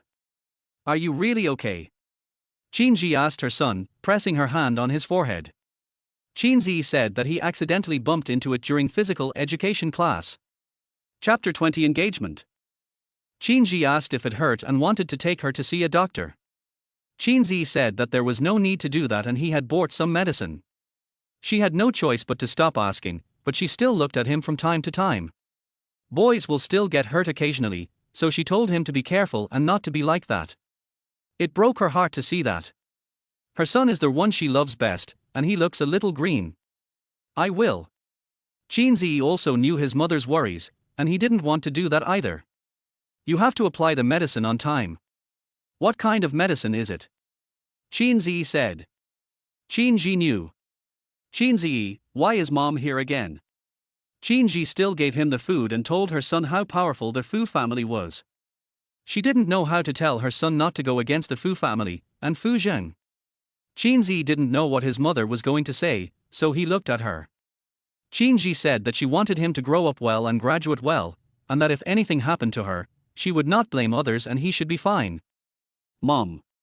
Qinzi frowned, with worry on his childish face. Qinzi didn't say anything else and told her son about the food she had brought. Qinzi looked at her without saying anything. After a while, he thanked his mother and said, "Mom, you don't have to be like this." Qinzi stayed with him and talked for a while before going back. She wanted to go to school, but Qinzi said, "Mom, let's do it next time, as there are too many people in the dormitory today." Qinzi did not return to the apartment. Not long after, her cell phone rang.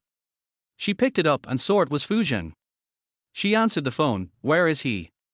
Qinzi said she was outside. Fu Zheng asked her where she was and Qinzi answered casually. As for Fu Zheng, his family asked him to get engaged. His eldest brother was already engaged, to Lu Qingqing, but he didn't want to. No matter what he was thinking, that was what his family wanted. He reached into his trouser pocket and took out a lighter with his slender, strong, and beautiful hands. He turned it a few times, playing with it in his hand, and looked outside. He was not in a good mood. He was thinking about someone, the woman in the apartment, the old woman, Qin's mother. He thought to himself, turned the lighter with his hand again, and took out a cigarette. It was not iced coffee, as he didn't bring any with him. He gently picked one out with his index finger. After putting it to his lips and lightly lighting it, he took out his cell phone and swiped it across, then called Qin's mother and found out that she was not in the apartment, but outside. He raised his eyebrows and asked, wanting to know clearly, why was she not at home? What did she run out for? Did she want to run away? She wanted to escape. An old woman actually ran away once. He lowered his head and took another puff of his cigarette. Who could have thought of a good death? No one knew. He had thought about whether she did it on purpose. It was good that someone liked her. What did she have? Not wanting money, was he not good? She was still old. He raised the corner of his mouth, took another puff of the cigarette, looked inside, and thought about things. The other party still didn't reply to him, so he asked again and asked her to wait for him while he went back. I don't want to go back. What? Fu Zheng asked. He was about to say something else when someone came out. He saw it was Qingqing and put down his phone. Second brother Fu. Lu Qingqing came over and looked at brother Fu. She just stared at him and raised her head slightly. She wanted to call him Brother Fu. She looked at Brother Fu's cigarette. Brother Fu is smoking and is in a bad mood. Do you want to get engaged? Fu Zheng asked her, staring at her, wanting to know, elegant and gentle. Of course Lu Qingqing was thinking about it. How could she not? She had been thinking about it for a long time and waiting for Brother Fu. Brother Fu stopped waiting for her after he broke up with her, but she still felt that Brother Fu had her in his heart, but it was just that Brother Fu didn't want her. They were in love at the beginning and grew up together as childhood sweethearts. Brother Fu was very good to her. They got together after she confessed her love to him, and their relationship was good later. They loved each other, but Brother Fu gradually became a little cold, so she proposed a breakup. She just wanted to give it a try and see if Brother Fu still thought about her. She also knew that the Fu family liked her, and her uncle and aunt loved her very much and were very satisfied with her and wanted her to be their wife. She can be said to be spoiled. Her family members pamper her and nothing has ever made her unhappy since she was a child. Only Brother Fu would be hers, but Brother Fu agreed. She was very painful after they separated, thinking that Brother Fu was waiting for her. Little did she know that second Brother Fu had a new girlfriend, and he was in love with her so much that she found many opportunities to see her, which made her very angry. Later, she asked second Brother Fu about it. Brother Fu said that he had someone he liked, and that woman was also unusual. She didn't want to think about it. Fortunately, they broke up. Brother Fu must have been sad when he went abroad, but now he's back. It's back to the way it was before, and nothing else matters. What about Brother Fu? I want to see what Brother Fu thinks. I don't want to. Fu Zheng said very directly. Lu Qingqing's face turned bad. She wanted to ask again, but couldn't. She felt very sad. Fu Zheng said, the past is the past, I don't want to get married for the time being. He didn't say much, still smoking his cigarette and watching his phone hang up. Lu Qingqing also took a look, and it turned out that second brother Fu just didn't want to get married or engaged for the time being. That didn't matter. Who did she think he was? She felt a little better. Fu Jing didn't want to say much, just said that he didn't want to, and would say, "You are the same." He didn't have it, he was with her before just to take a look, that's how he is. He knew that there were some things that were not said, so he said he was leaving, stood up straight and walked away. Lu Qingqing wanted brother Fu to send her off, so she followed him. Brother Fu had been very close to her before and had even stayed overnight. Fu Jing didn't want to send her off, but his family said so he sent her off anyway. He and she were just trying it out. Lu Qingqing was very happy. They are together. Qin Ji heard a little bit of what Fu Zheng and Miss Lu said, but not much. There was no sound from the other end, so she went back to her apartment and took a taxi. Before she reached the apartment, she heard a sound behind her. She turned around and saw a black Cullinan driving up and stopping. It was Fu Zheng. He looked over and looked at her, asking her to get in the car. Qin Ji didn't want to get in, but Fu Jing looked at her, so she had to get in. When they got in the car, closed the door and the fender in front of the car, he pulled her over and kissed her. Qin Ji didn't expect him to be like this in the car. She wanted to struggle and asked him to let her go, not to do this anymore, not in the car. Her body was held in Fu Jing's arms because of her struggle. He moved his hands and smelled the feminine scent on her body. He kissed her for a long time and held her tightly. Mother Qin. Qin Ji didn't know what to call her, and Fu Jing didn't know what he was thinking. He hugged her and pressed against her again. Someone will see it and know. Qin Ji didn't want anyone to know about their relationship. Fu Jing just hugged her. Qin Ji said someone would know. If you know, you know. Fu Jing didn't care. Qin Ji didn't want to think about it, and Fu Jing looked at her. They arrived and the car had already driven into the underground garage. She got out of the car and Fu Jing got in with her. After returning to the apartment and closing the door, Qin Ji was pushed aside by Fu Jing and kissed. He kissed her hard. Chapter 21 is here. Qin Ji came back to her senses. Fu Jing, master, you come again. He kissed her like this again, too hard, and it didn't match his appearance. Fu Jing just wanted to kiss her. He wanted to hug her tightly and hold her close to the body he loved. He wanted to do this. Qin Ji called him. Fu Jing didn't say anything, but kissed her, making it impossible for her to think. He took away her breath, everything she had. He also pinched the back of her neck, caressed it, and then held her tightly with his slender fingers, pressing her towards him for a long time. He slowed down and kissed her gently. She liked it this way. Qin Ji slowly breathed a sigh of relief. Fu Jing still didn't leave and bit her again. Qin Ji thought that this couldn't go on, as she would get swollen and unable to speak. Fu Jing looked at her, stared at her, and kissed her again, still hard and forcefully. This time he did not stop, and he kept kissing her.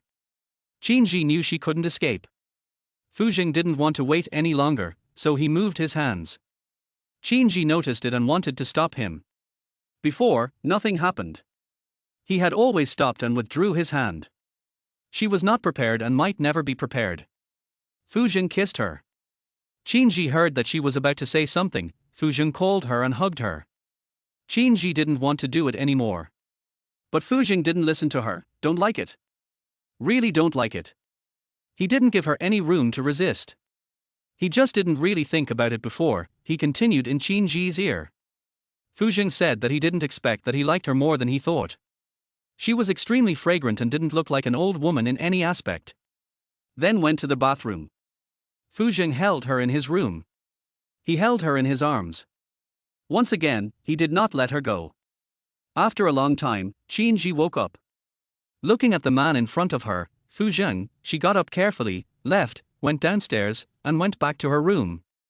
She took a shower again and lay on the bed, thinking about what happened. She couldn't sleep, and she didn't know why. She wanted to check her phone but it didn't work. She was not asleep, her body was still covered with the things Fu Jing had given her. When Fu Jing woke up, he found that Qin Ma was gone, and he didn't know where the woman beside him had gone. He said he wanted to hug her, but when he thought about it, he had no idea where she had gone. He stood there casually. He didn't think much about the old woman. He walked to the cloakroom on the side, picked out some clothes and put them on. I chose something casual, and there seemed to be a hint of feminine scent on her. He found that this woman was more delicious than he thought. Being older also meant having bigger breasts. He touched her jaw again and found a small mark there. It looked like a scar. The slender, strong, bony hand touched it and found only a small scar. It was caused by Chin's mother. Maybe he had gone too far and she couldn't bear it. He was satisfied, not only on his face, but also on other places, he just didn't notice it before. Thinking back to the situation at that time, she didn't look like a woman who had given birth to a child. He changed his clothes and looked in the mirror again. He went to the bathroom to take a shower, wiped his wet hair, changed and went downstairs. He looked at the time. It was a little early. He was in a good mood. Arrived down there. Qin didn't sleep well and got up early. She also found that there were marks left on her neck. They were obvious at first glance, all red, and looked like something had happened. She tried to wear tighter clothes, but it was difficult to cover her neck, so she tied a scarf. She made breakfast, a simple one, as she wanted to eat a lot. After it was done, she looked at it and wanted to eat it first. She didn't want to hear any sound behind her, so she turned around and saw Fu Zheng. He was wearing casual sportswear, which made him look younger, more handsome, elegant and handsome. And gentle and kind. Fu Zheng walked up to her, hugged her and looked at her. She didn't look as good today as she did yesterday. She was pretty good yesterday. He stepped forward and kissed her. Qin felt it and wanted to turn around and called Fu Zheng. Fu Zheng said that she looked okay yesterday, but not today. He still kissed her for a long time and she smelled good. Qin wanted to push away, as she was afraid of what he might do in the morning. Fortunately, he didn't. He let her go and looked at the breakfast she had prepared. Qin told him that it was almost ready. Fu Zheng said it was good. Qin brought it to the dining room. Fu Zheng said he wanted to do some exercise. There was a special exercise room in the living room. He went there for a while. Qin continued to cook. She took a break and was about to call Fu Zheng. Fu Zheng came out, covered in sweat. He went upstairs to wash and change his clothes before coming down again. After she was done, she would serve it to him, and he would help serve it, and then he would sit down and use it, letting her use it together. Qin doesn't need it. Fu Zheng asked her to sit down, and Qin had to have breakfast with him. He also picked up some food for her and asked her to eat it, saying that she liked the taste. Qin used it. She used a lot and used it all up. She knew she used a lot, so she went to wash the dishes. Fu Zheng pulled her behind him and kissed Qin again soon after. The kiss was very quick. He pulled her to sit down and kissed her. Qin looked at him. Looking at the enlarged face in front of her, which looked more dangerous and more beautiful, she did not open her mouth. Fu Zheng asked her why she didn't open it, closed it. He whispered and kissed her anyway. Qin didn't want to, but Fu Zheng moved his hand and kissed her anyway. After that, he kissed her and touched her face, then went out. Qin washed the dishes alone. She was still very slow. After washing them one by one, she washed her hands. When she was done, she looked at her phone again, but did not open it.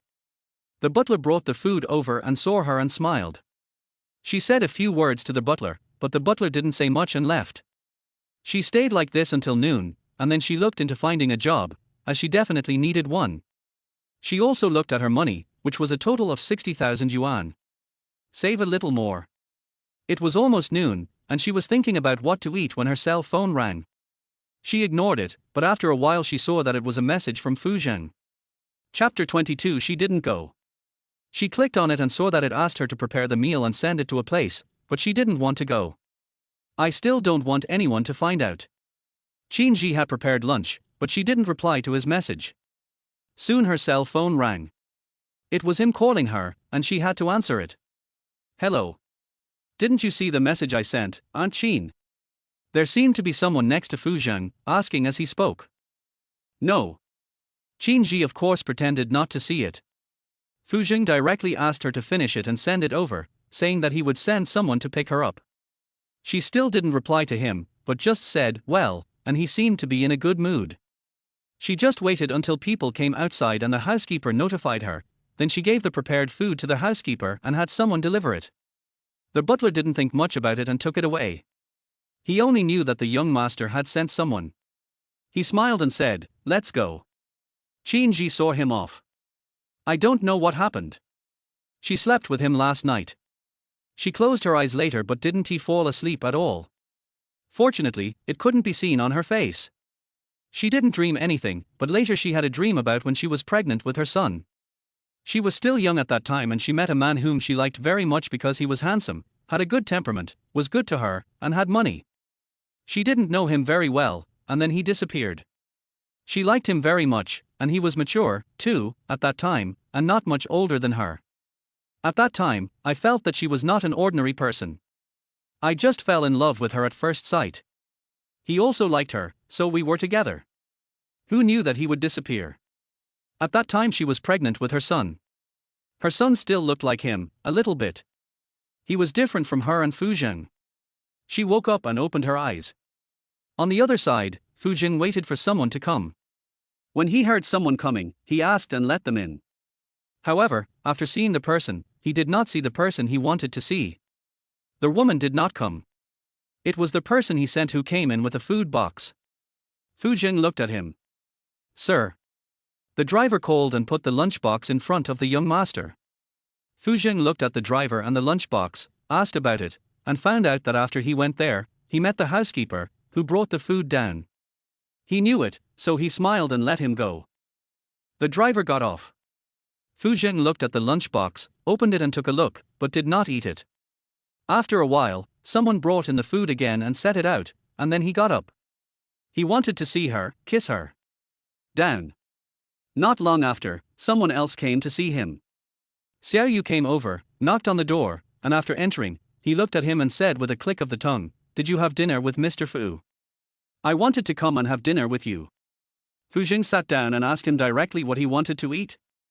Xiao Yu walked over and sat down, looking at the delicious food. He also saw a box of something. He thought he brought it with him. Why were there 2 portions? He also asked. Are these 2 servings? He looked at it again. One was obviously ordered and delivered by someone, and the other was also ordered, but it looked like a home-cooked dish. Where did this come from? He squinted his peach blossom eyes and smiled. Something's going on.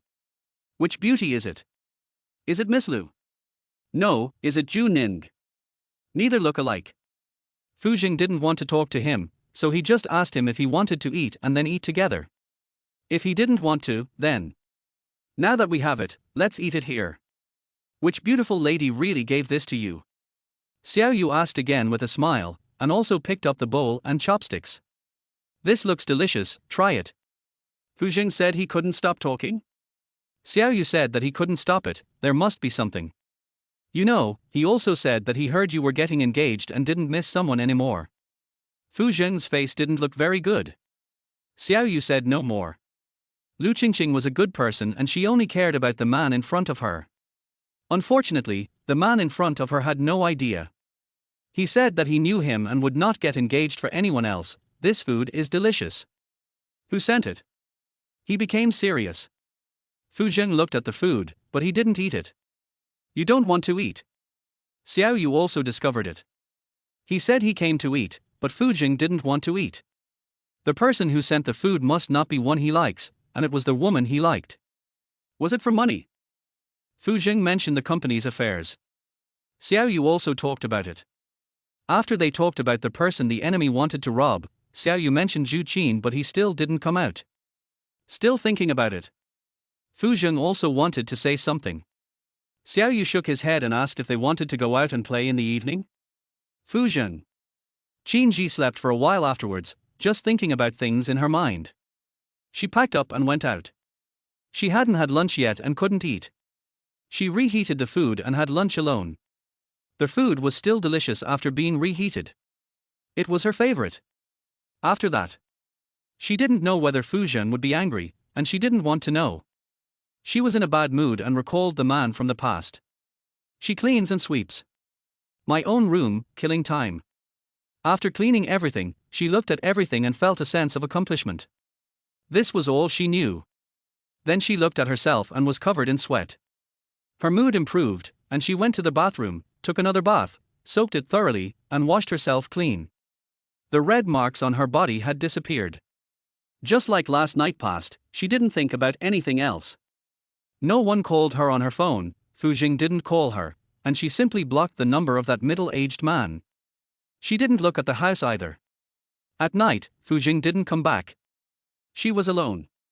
It was late at night. She heard the door knock and went out to open it. She saw the man outside. Fu Jing was standing alone without anyone's support. He was holding up his suit jacket and looking at her. His eyes were deep and dark, and he looked at her elegantly. Qin Ji also looked at him. Fu Jing asked her if she didn't come to help him. Qin Ji took a step forward, stretched out her hand and supported him. Her hand held his tightly, trembling slightly. She was worried. What was she worried about? Fu Jing saw her hands and looked at her face. Her face had been washed, and she was wearing a nightgown with another layer on top. He couldn't see anything. He had some ideas, Mother Qin. Qin Ji looked at him. He asked why he didn't come. Qin Ji didn't answer him. She smelled a little bit of alcohol. Did he drink? She was about to ask him when they walked in together. After the door closed, Fu Jing grabbed her hand, turned around, and kissed her. Qin Ji knew it. Fu Jing kissed her hard, then became gentle again. His breath was on her. He kissed her hard and hugged her, not at all content. Qin Ji let him do it. After a while, he still didn't stop. She also noticed that he still wanted to do it. She moved a little, after the kiss. I miss you. Fu Jing said this one word. Qin Ji, are you drunk? She could hear what he was thinking. Fu Jing hugged her and kissed her again, and said what he wanted, saying that he didn't want to see. Chapter 23. Come again, think more. What is she wearing? What is she wearing? Qin Ji wanted to go in, this is the door, thinking that he was here, he said he liked it. Fu Jing was still kissing her, and he kept kissing her even after hearing her voice. She was kissing her lips, and she couldn't hear anything else at all, and she did what she wanted. Qin Ji said to go inside. Fu Jing was here. He kissed her at the door again, and then they went upstairs together, inside, to his room. Qin Ji closed his eyes. After taking a bath, Fu Jing and the others fell asleep together. Qin Ji was so tired that she couldn't even move her fingers. At her age, she fell asleep without knowing anything. Fu Jing also fell asleep because he had been drinking. When Qin Ji woke up in the morning, she found herself there, with her breath and something entangled next to her face. She looked at the man beside her. His face was more elegant, handsome, less sharp, and more handsome than when he was awake. She took a look and remembered that she was just afraid that he would wake up. She slowly breathed a sigh of relief and pressed her body against his. She felt something. Her hand was also held by him, and her whole body was held. She moved little by little and finally moved out. She looked at Fu Jing, wondering if she wanted to do anything. She picked up the clothes on the side and put them on little by little. The light was dim, but she still got dressed, which took her quite some time. Then, she left little by little. Returning to her room, she breathed a sigh of relief and found her cell phone. She hadn't had it with her since Fu Jing came back. It was 5 o'clock in the middle of the night, so she lay down on the bed and slept for a while. There was a little pain on his lip. Fu Jing bit it a little too hard. Fu Jing got up in the morning, thought for a while, turned around and didn't see Qin Ma on his bed. He wondered when she left. He tidied his body again. It was scratched by her again, a lot. Thinking about it, he turned and went to the bathroom, and changed into a white shirt. After changing, he wanted to hold her as he did in the morning. He put on his pants, went downstairs, and saw Qin Ma at a glance. Qin's mother had her back to the breakfast table. He walked over and stood behind her, looking down at her. She was also dressed like an old lady. Qin Ji felt something. Fu Jing walked over and hugged her, and when he knew she had washed up, he kissed her on the lips. After a long kiss, it was very sweet and soft, and he hugged her. Qin Ji didn't want to kiss him, so he kissed her and smiled gently. Are you not used to it yet? Qin Ji let him do what he wanted. Fu Jing kissed her carefully for a while. Look at her, sizing her up, and say he's going to give her something. When Qin Ji heard what he wanted to give her, she looked at him and said she didn't need it. Fu Jing just told her to give her something nice to wear so she shouldn't wear the same thing all day. Qin Ji wanted to say no, she didn't need it, she would just wear this because of her age. Fu Jing didn't say anything else, and Qin Ji didn't ask since she didn't know. Why are you coming down again? Qin Ji didn't answer him. Fu Jing kissed her again and rubbed her face and lips with his hands. Fu Jing said that he would come over next time if he asked her to send it.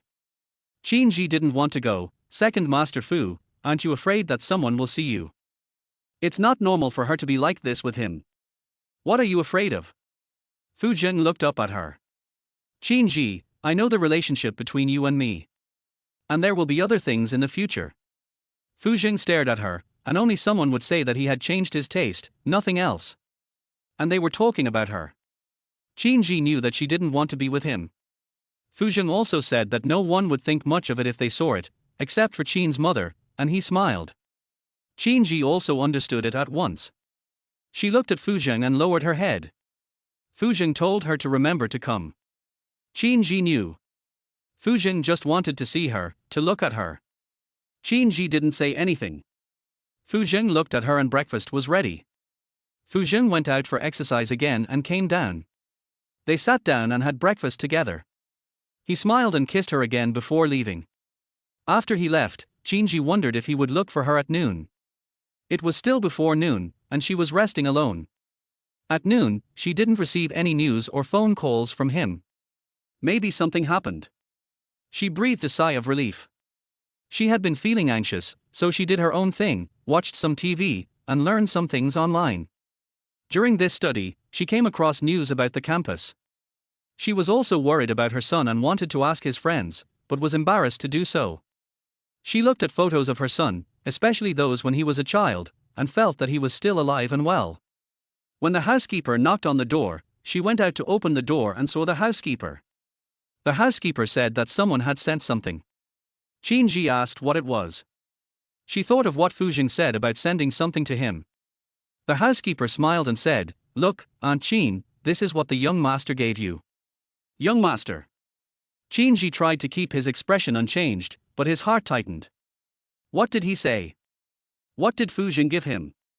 The housekeeper smiled and said, "The young master said it was for Aunt Qin. Aunt Qin, please come out and take it. People are waiting." Nothing else could be seen on his face.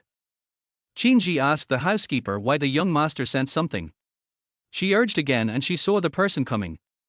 Fu Jing's assistant came in with someone and sent a lot of new clothes to her room. They were hung up one by one.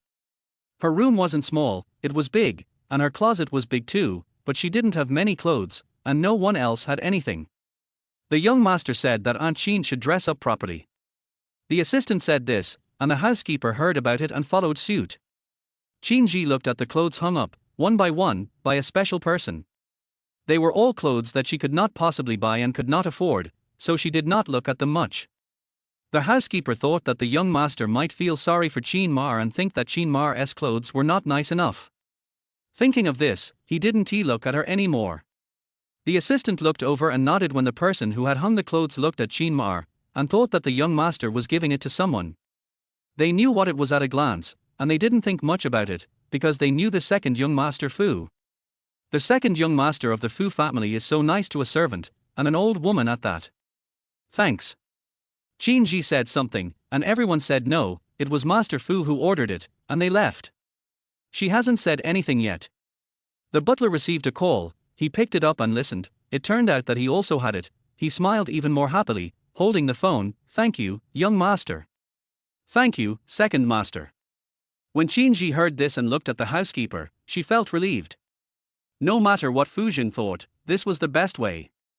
The housekeeper put down his phone and looked over. "Second young master also bought it for me. Someone delivered it. I'm going to pick it up. It's for massage, Aunt Qin." Qin Ji also smiled. The housekeeper said he was leaving and asked her to put on more clothes before leaving. Chapter 24. She can't help. Qin Ji was alone looking at the clothes that Fu Jing had sent. They were brands she didn't recognize, but they were all well hung. Her room was not small, and her wardrobe was also large and of good quality. Some of the clothes were not suitable for her age, Fu Jing. She looked at them, her fingers running over them one by one again. She wanted to put them away, but when she thought that Fu Jing still hadn't put them away, she looked at a few more pieces. Just looking at her makes me unable to wear it out. She didn't change it, and her cell phone rang. She didn't pick it up immediately. After a while, it rang again. She picked it up and took a look. Without looking at anything else, she swiped open the WeChat message sent by Fu Zheng. Got it, wear it well. Qinji wanted to say, she started typing, she didn't want it, I don't need it. Put it away and wear it for me to see. What do you wear all day? Fu Zheng replied to her. Qinji, some of them don't suit me. I don't know how expensive they are. Fu Zheng asked her to get dressed, as he would come back in the evening to see her or take some pictures for her.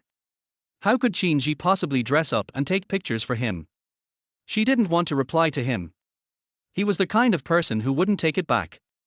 Fu Zheng, lunch is here, put on another piece of clothing. Qinji didn't want to go. Fu Zheng asked her to come, saying that he had forgotten what he said. Qinji could only go out to cook. She made a few dishes casually, looked at the time, and saw that there was still time, so she cooked again and ate by herself first. She ate fast and just ate a little. Then someone came outside and called Qin's mother. Qinji asked him to wait a moment and went back to the room. She looked at the clothes hanging inside and wanted to change into something simpler and less revealing. She found a black dress that was a little darker in color, not revealing, with a V-neck and reaching to her knees. She wanted a pair of pants, so she searched for them and put them on, then she looked in the mirror. The image of herself was still a little different, because she hadn't put on any makeup or done her hair, but it was a little better than before, and she looked very white. She went out, carrying a lunchbox, and met Fu Zheng's assistant. Auntie Qin. The assistant called out and looked at Auntie Qin. Auntie Qin looked a little different. Qinji felt it and also called out. She didn't know if the assistant knew about it. She followed him downstairs and met the housekeeper. The housekeeper asked her and she smiled. Qinji said something, went to the underground parking lot downstairs, and got in the car. It was a black Cullinan. The assistant opened the door for her and asked her to get in, but she refused. The assistant still waited. She felt stiff and uncomfortable sitting in the car. The assistant and the driver were both in front. The car started and quickly drove out of the underground parking lot and headed forward. She didn't know where Fu Zheng was. She was holding a cell phone and carrying a lunchbox. Auntie Qin is not far away. She will be here in a while. The assistant in front also looked back and said to Auntie Qin. He looked at Qin Ma again. Qinji thought about what happened last time in the car. The driver didn't look back. She didn't think too much about it. She looked outside. The assistant also told her where outside was. Qinji heard it, and soon the car arrived at a building, one of the largest buildings in the city, and drove into the underground parking lot. The assistant said, "Here it is." Qinji felt relieved. She waited for the car to park in the designated parking space, the door opened, and the assistant stood outside. She didn't need it, but went down to thank the assistant anyway. The assistant took her to the elevator on the side. Just as Fu Zheng said, no one would think much of it. There was no one in the elevator. The assistant swiped the card, and there was no one all the way. Was it different from an ordinary elevator? After reaching the top floor, the elevator door opened and she walked out carrying the lunch box. The assistant took her inside again and someone looked over. Qinji didn't say anything and looked ahead. The assistant also walked forward to the office door, knocked on the door and opened it. Qinji went in. She saw Fu Zheng. Fu Zheng was wearing gold-rimmed glasses and looking at something. When he looked over and saw her, he looked her up and down carefully. Qinji wanted to speak, and the door behind her closed. "Are you here?" Fu Zheng looked at her and smiled, a gentleman like a scum. Qinji walked over. The office was very big and very different, just like the one on TV. She didn't look at it for long, just looked at him and the people beside him. Fu Zheng pressed his brows and asked, "Why don't you come over?" Qinji took a few more steps and was about to pick up the lunchbox in her hand. She looked at the table on the side, and Fu Zheng reached out and pulled her. Qinji fell towards him, with a table in between, and she leaned against the table. Fu Zheng saw her face and the feminine scent on her body hit him. He smelled it, he wanted to kiss Yi and looked at her. Qinji noticed it, she called Fu Zheng, and saw where he was looking. He was a hooligan. That's what she thought he was like when she didn't know him before. Now it is like this. She said the food box was going to fall over, so she moved a little, moved to the side, not wanting to lean on it anymore. She also found it very obvious, as if she was doing something. Fu Zheng still stretched out his hand and Qin Ji called. She said, Fu Zheng, in a coquettish and charming voice, and then she immediately shut her mouth. Fu Zheng liked her to call him like that, so he teased her like that and let her call him like that. Qin Ji called out a few times. Fu Zheng turned around and pulled her over, physically moving his hand, looking at her. Qin Ji faced his face through the gold-rimmed glasses. Why are you wearing this? He picked at her skirt, saying that she clearly didn't need to wear pants and it didn't look good, so he told her not to wear it like this next time. But it's better than before.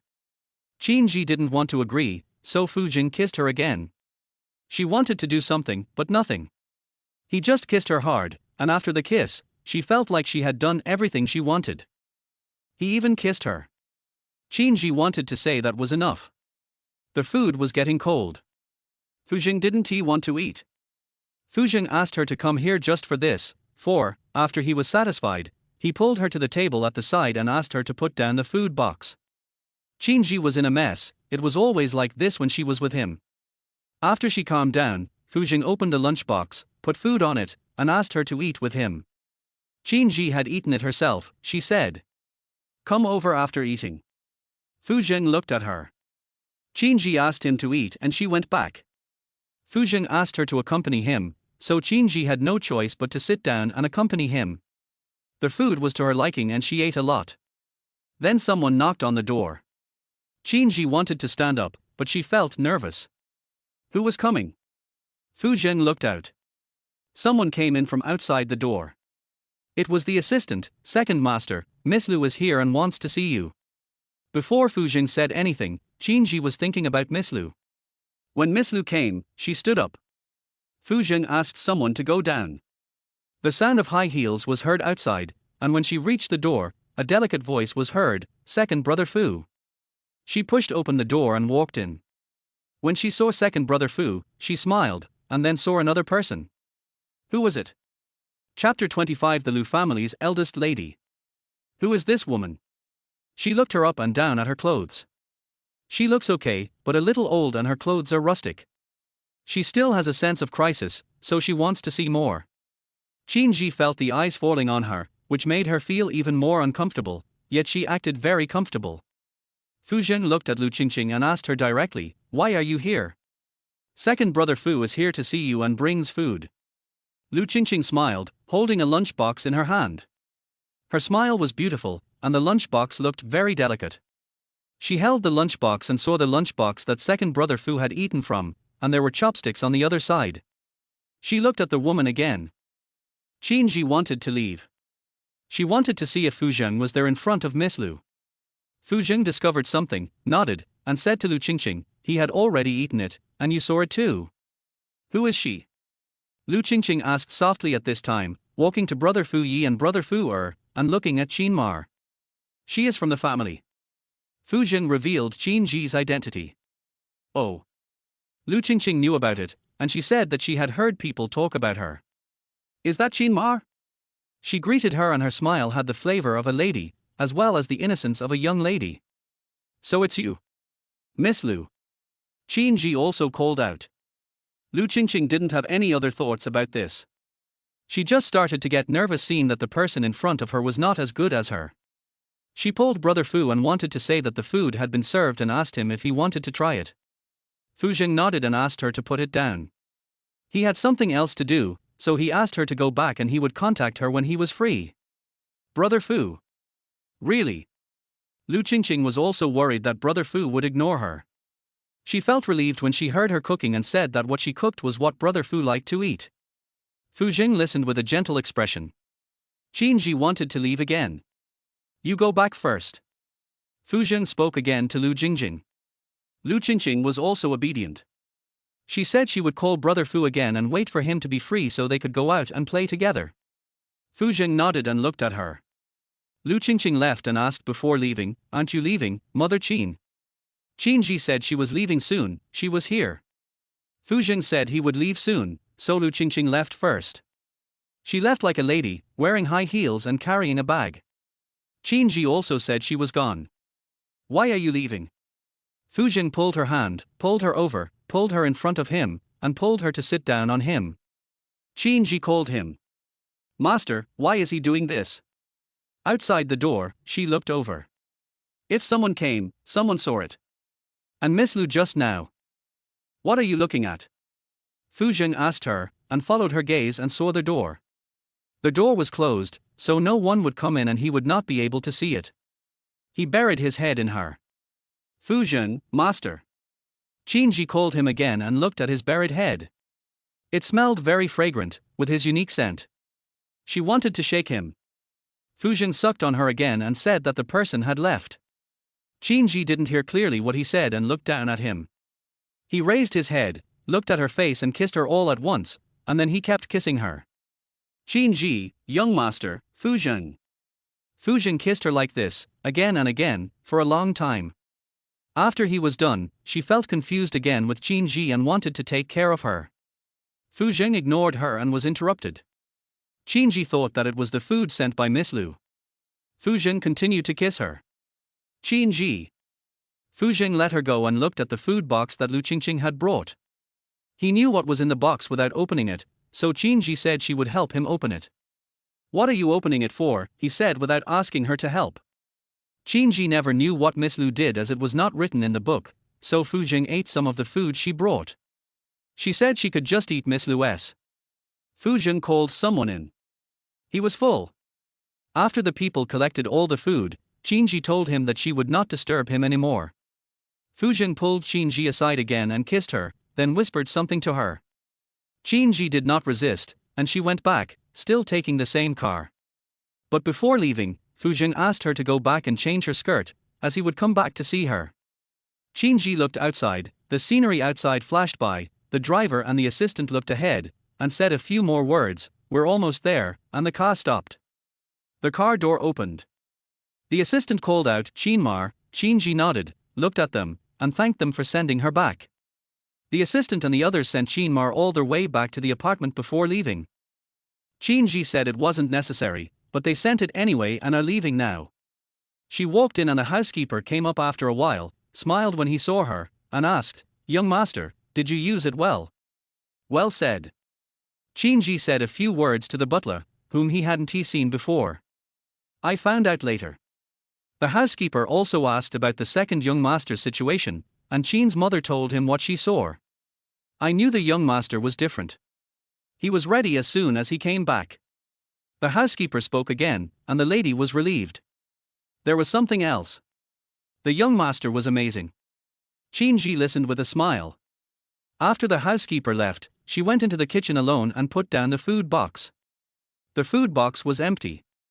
After cleaning, wash your hands. She went back to her room, looked at herself in the mirror, and saw how disheveled she looked. She did not touch her new clothes. When Fujin arrived and it was almost time, Ju Qin called him. He talked to Ju Qin and then went back. He got in the car, a black Rolls-Royce Phantom. It was the first time he sat in one since returning, and also the first time he had to give way. The black Phantom drove very smoothly. Before nightfall, Qinji cooked. After she was done, she changed into a skirt, which was still very tight and didn't reveal anything. She didn't wear any pants underneath. Fujin said that if she wore it again, he would be unhappy and would not let her go. She didn't know why he wouldn't let her go. He was already like this, so she thought about it and decided to change it. She felt uncomfortable, her legs unconsciously wanted to be put together, and she looked around. She hadn't worn a skirt in a long time, and she hadn't been naked like this before. When she was young, she still liked it, loved to dress up, and liked to look at her own face. Her own face, has Fujin ever disliked her face? She put her legs together again and looked outside. She saw no one, heard no sound, and her cell phone didn't ring. She told herself not to be like this. She started doing other things. I don't know how much time had passed. It was getting dark and there was a noise outside. Qinji thought that Fujin was not coming back. Maybe he went to look for Miss Lu. She wanted to change her skirt, and then she felt a little amused that she was too proactive. There was no need to change the skirt, she could just try wearing it herself. When she heard the sound, she looked at the door, stood up, and saw the person who appeared at the door. It was Fu Zhen. That handsome face appeared in front of her. He came in holding clothes and there was someone behind him. The assistant nodded and stepped back. Chapter 26 Injured. Fu Zhen walked in and saw Qin Ji. She was dressed well, not the skirt she wore before, but a new one. She was very obedient. He looked at her face a few more times and walked closer. Qin Ji called out, "Young master is back." Fu Zhen nodded, walked in front of her and looked at her face, pulled her over and kissed her. Her face was still very smooth. He dressed up again, lowered his eyes, glanced at her and wanted to take action. Qin Ji called out to the young master, "Have you had dinner yet? Have you cooked?" Fu Zhen asked her. He didn't cook. What did he cook? He asked her. Qin Ji didn't cook either. Fu Zhen asked her to cook with him. In the restaurant. Qin Ji had already arranged the dishes, and Fu Zhen couldn't help her even though he wanted to. She gave the young master a bowl and chopsticks for him to use. Fu Zhen also wanted to help her, but Qin Ji didn't need it, so she arranged it herself, and they used it together. Young master. Qin Ji didn't smell any alcohol, she thought the young master came back drunk. Fu Zhen didn't know what she was going to say. He ate the dinner she prepared, and Qin Ji also ate a lot. After they finished it together, he pulled her to take a shower and asked her to accompany him. Qin Ji wanted to think about how to go together, but she didn't want to. She was not young anymore, and her body. She didn't want to take a shower together either. Fu Zhen said let's go together, and pulled her up. When they got upstairs, he asked her to go in together. Qin Ji didn't want to. I forgot to say that this dress looks better than before. The dress is really pretty, as is the person. The color is also suitable, but it's still a little conservative. Fu Zhen whispered in her ear. Qin Ji looked at him, but didn't have time to say anything. Fu Zhen pulled her in and helped her. Qin Ji didn't want it, but he still wanted it, so he hugged her and kissed her. You can't see it from the outside, so you don't know. Coming out of the bathroom, Fu Zhen finished wiping his hair. His hair was still a little wet. It looked wild and unruly, yet elegant. Qin Ji's hair and body were wet. She wrapped herself in a bath towel and felt uncomfortable all over. There was also hair on her body that she had wiped. She said she was going downstairs. Fu Zhen pulled her and asked her what she was doing downstairs. When she got to the bed, he turned around and looked at her. Qin Ji looked at Fu Zhen above her head. Fu Zhen. She said word by word. Fu Zhen looked at her, kissed her again, hugged her whole body, and the two kissed each other again. Qin Ji moved to push him away, but he stopped her from moving. What are you moving again? You want to push me away again? He smiled. Mother Qin. Qin Ji didn't want to hear him scream. Fu Zhen grabbed her hands. Her hands were a little rough. After thinking about it, she understood. He originally wanted to kiss her, so he kissed her lips anyway. Qin Ji wanted to pull his hand out. Is it really the male lead? All male leads are like this. What are you still thinking about? Fu Zhen noticed that she was not concentrating, so he looked up and asked, then bit his mouth to stop her from thinking. She couldn't think. Getting up again, Qin Ji saw that it was getting late outside. She took her cell phone but couldn't find it. She came to her senses and realized that she was still in Fu Zhen's room. She felt someone behind her, her breath was touching, she knew it was him, she could see him as long as she turned around, but she didn't see him. She looked around quickly, and her cell phone was still not there. She didn't know the time. Her cell phone was downstairs in her room. In the blink of an eye, a night had passed. Last night, she felt sore all over and had no strength. She got up and looked to the side. Her clothes had also gotten wet in the bathroom. Thinking of the same thing, her face became a little hot. She shook her head, trying to think of nothing. After she had shaken her head empty, she saw a bath towel on the side. She immediately picked it up and quickly put it on bit by bit. She looked at the man on the bed. He was not covered and looked handsome. She turned her head away and retracted her gaze. Then she adjusted the bath towel and wrapped it. Then she walked out. She walked to the door and went downstairs without looking back. She went back to her room. When she got to the room, she felt safe again. She looked at her cell phone and it was past 7 in the morning. She slept with Fu Zhen for one night. She looked through her closet and found that all the clothes were given to her by him. She still found her original sportswear and put it on. The weather is going to get hot. After getting dressed and combing her hair, she looked away, went out to the kitchen, opened the refrigerator and started cooking. It was getting a little late. It's time. There were footsteps. She turned around and saw Fujin coming down. He was wearing a grey shirt with no buttons buttoned. He was still buttoning it, bit by bit. The shorts she wore were not long, unlike the usual ones, they were sports shorts. She didn't look at them for long and turned back to continue what she was doing. Fujin looked at her. She was still wearing the same old-fashioned sportswear.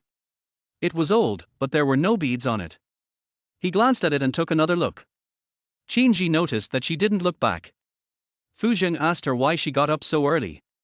This woman always got up very early and he didn't even know about it. Why don't you wear the gift I gave you? Qinji just said to cook and not to make a mess. Fujin looked at her, walked up to her, kissed her, and hugged her. Qinji moved and looked at him. He kissed her again.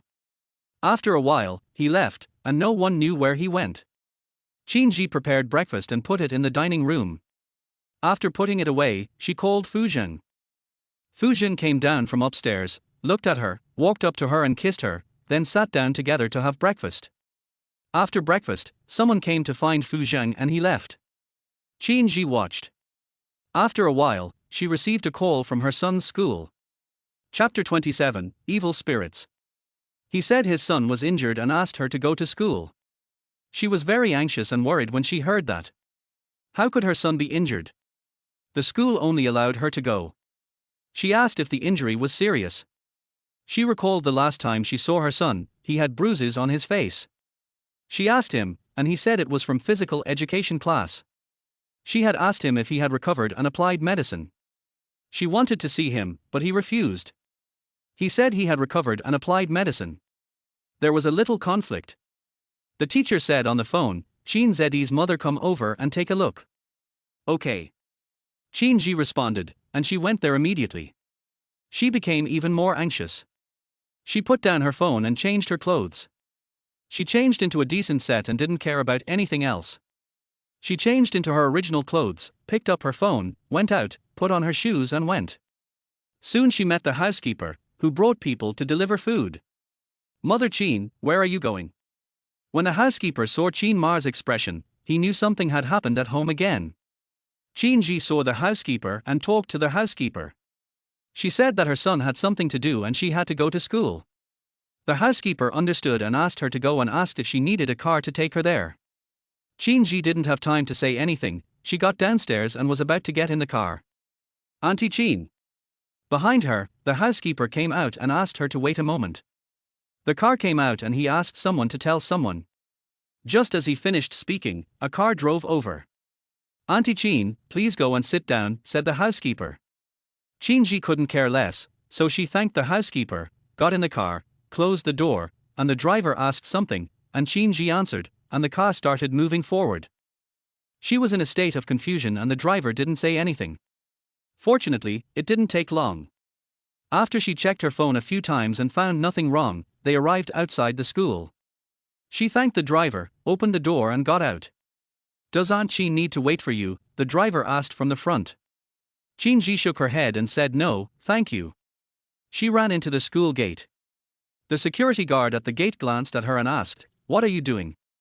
Qinji tried to calm herself down, but her son was in trouble, so she couldn't calm down and said calmly, the teacher informed me that my son was injured. The security guard noticed something and asked who it was. Qinji said her son's name and took out her cell phone to call the security guard. The security guard let her in without asking any questions. Qinji went in. She knew where her son's classroom was. She took out her cell phone and got through. She asked the teacher. Mother Qinzi, are you here? The teacher asked her. She said that she arrived and asked where the classroom was and was told that it was in the office. After she found out where it was, she realized that it was next to her son's classroom, so she arrived at her son's teaching building. Her son's teaching building was the last few buildings to arrive. When she arrived, she went upstairs to the 3rd floor. She had never arrived so quickly before. After looking around, she saw the office and heard a voice when she walked over. It was his fault in the first place. He was the first to do it. It's you. Calm down for a moment. Anyway, this man beat my son like this. A middle-aged woman, dressed in jewels and carrying a bag, looked very rich. She was pointing at her son Chin Zi and talking, looking very ferocious. The teachers and people on the side were trying to persuade them, we are all injured, and we are all at fault. What's wrong? I just said a few words, it's nothing. My son is injured like this, you have to be responsible. The middle-aged woman said again, pulling her son. There was blood and wounds on her son's face. But her son was the same, there was blood on his face and hands, and it was obvious that he was seriously injured. Qin Ji had never seen her son like this before, so she rushed in immediately. Her son had been obedient and sensible since he was a child, and nothing had ever happened to him. She had always been afraid that her son would fight with others, but later when she found out that he didn't, she was still worried. Now, for the first time, she looked at her son and rushed to his side. Azoa. Mom, you're here. Qin Zi heard the voice and saw his mother coming. What's wrong with your face? Tell Mom, I believe you. Qin Ji just looked at her son and asked while holding his hand. Qin Zi's expression was a little complicated. Qin Ji was concerned about whether her son was in pain. She wanted to help him feel the pain and also wanted to blow on it, but Qin Zi shook his head. Why does it hurt? It's my son who's in pain. Your son hit someone. At this time, the middle-aged woman stared at her and spoke. Her son also looked over, as if he was looking at something, with something on his fat face.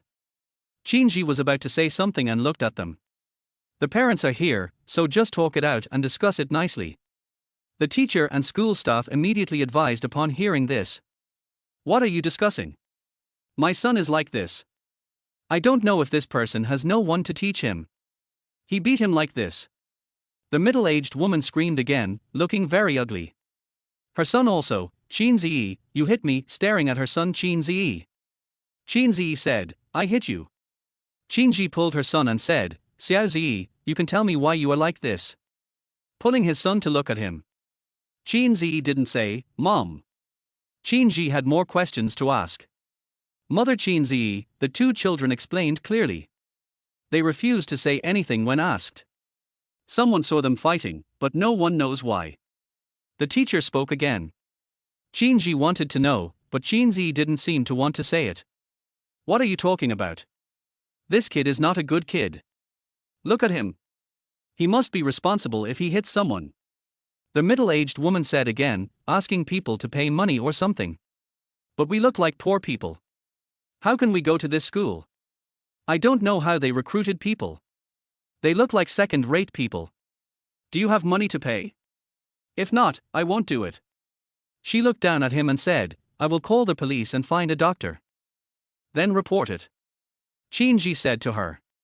She was not afraid of paying money, but for her son, she ignored the woman and said to her son. Qin Zi's eyes flashed, you know what you said, you are a coward, to the middle-aged woman's son. I'm not wrong. I heard that your mother is a maid, and I don't know if she is a mistress. I haven't seen your father, and your mother. The middle-aged woman's son was anxious for a moment, and wanted to say more. Say it again. Qin Zi clenched his fists.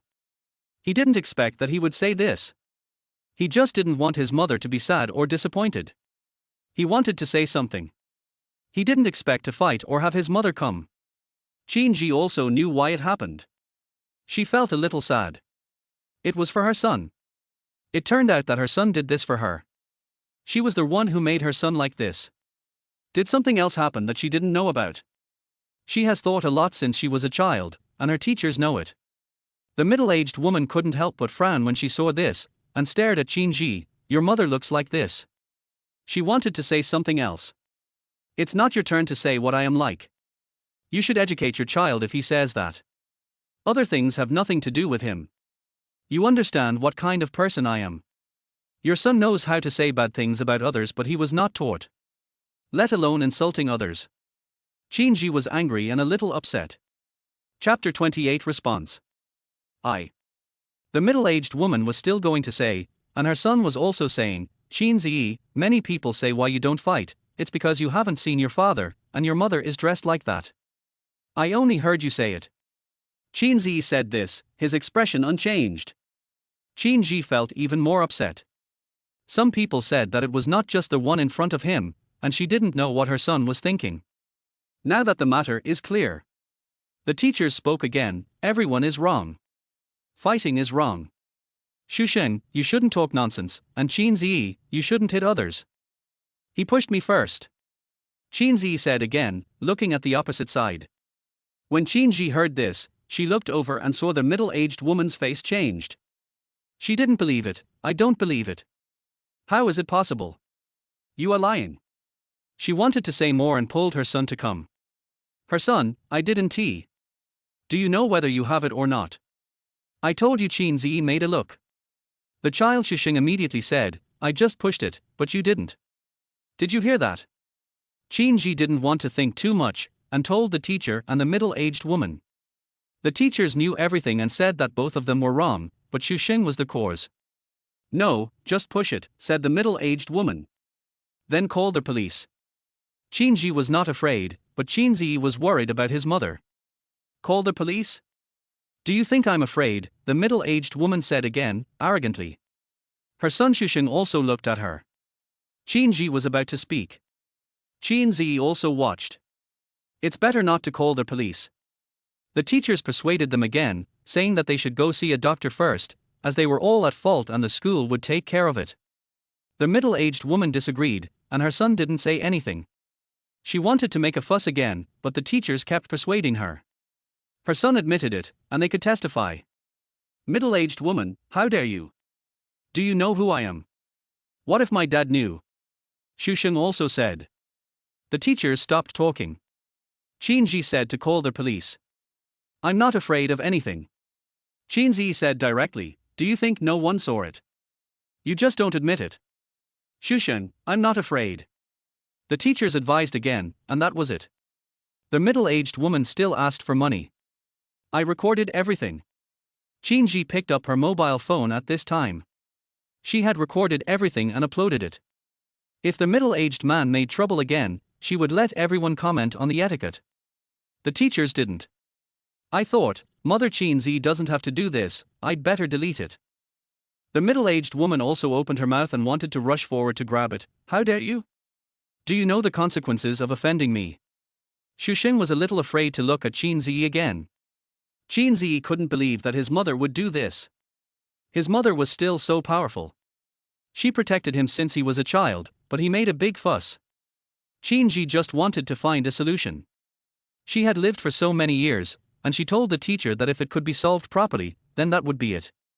Otherwise, everyone could see that it was useless to snatch the phone. The middle-aged woman stopped talking. HMPH, that's it, you. She pulled her son. Apologize. Qin Ji said to the middle-aged woman, and the middle-aged woman wanted to say something again. Qin Ji said your son should speak first. Both of them started fighting, otherwise. The middle-aged woman's expression changed again. She told her son to leave and said as she walked away, why would you bother with someone like that? The teachers looked at it, apologized, and then said that it was better not to send it out. Qin Ji said it was okay and she would delete it. Qin Zi said the same. The mother and son talked about it again and the teachers asked them to take them to the hospital to have a look at the wound. Qin Ji took her son with her, and they went downstairs. When they got downstairs, her son was carrying his school bag. The mother and son went out again. When they got outside, Qin Ji looked around and found a car. There were many taxis outside the school, and she said nothing. Qin Zi felt that she got in the car, and she looked at the wound on her son's face again. There was a little blue on the side of his face, and a wound on his finger. She asked if it still hurt. How was it? She wanted to touch it again, but her son shook his head. The taxi driver looked back and saw, what's wrong with you? He looked around. Qin Ji didn't say much, and neither did Qin Zi. He still regretted letting his mother come. Is it a fight? The driver asked again. The car drove out. Qin Ji looked back again. He just said, yeah. He didn't say anything else. He asked the driver to look ahead. The driver agreed. Or is this your son? Or your brother? Fighting is not good. Qin Ji ignored him and only talked about his son. Qin Zi looked outside. The driver still said a few words. I have a daughter too, she's very well behaved. My son is like this. He didn't say much. When they arrived at the hospital, the taxi stopped. After paying with her mobile phone, Jinji got out of the car with her son and went to the hospital to register. While waiting, she kept looking at her son. Jinji, Mom. It's Mom who's sorry for you. Jinji started to speak. She had been hiding a lot of things she wanted to say in her heart. Jinji looked at his mother. Holding her hand, she looked at her mother and said, "It's okay. It has nothing to do with me. It was Mom who made you do this. Mom didn't know these things. There must be a lot that Mom didn't know before." Jinji said, "You didn't tell Mom either, Mom. Mom is not like that." Jinji said, "Not before. Now." Jinji knew that it was not the case before, but as for her now, she would not go. She looked at her son and asked him if such a thing happened again, and to tell his mother if there was anything in the future. Jinji thought that he was already grown up. Mom is fine, only today. He said someone else said. Jinji didn't know what to do. He had to find a new job. This world was a book. Jinji shook his head. Mom, no need, this kind of thing is just a small matter. I can handle it. I am old. The only thing that matters is studying hard. I will study hard. Son. Jinji knew that her son was right. She thought she was doing well in this school. She was thinking about something else. When she thought about what Miao Miao had said before, could it be that this was also one of the possibilities? Fortunately, her son knew how to fight back. Her heart tightened. Miao Miao mentioned earlier that someone was targeting the school. You? She was worried and scared. Jinji asked, Mom, what are you thinking about? And his eyes flashed. Jinji breathed a sigh of relief. Jinji didn't want his mother to worry about it anymore. He thought too much. After the doctor saw it and gave him some medicine, he found out that it was not serious. He just needed to apply a few rubs and take some anti-inflammatory medicine. The mother and son sat down after getting the medicine, and Jinji applied the medicine to her son one by one. Jinji thought that it was useless if he did it himself. After applying the medicine, Jinji asked him if it hurt. Seeing that his son shook his head, she finished wiping it and said that he would fight back next time. Jinji nodded, Mom.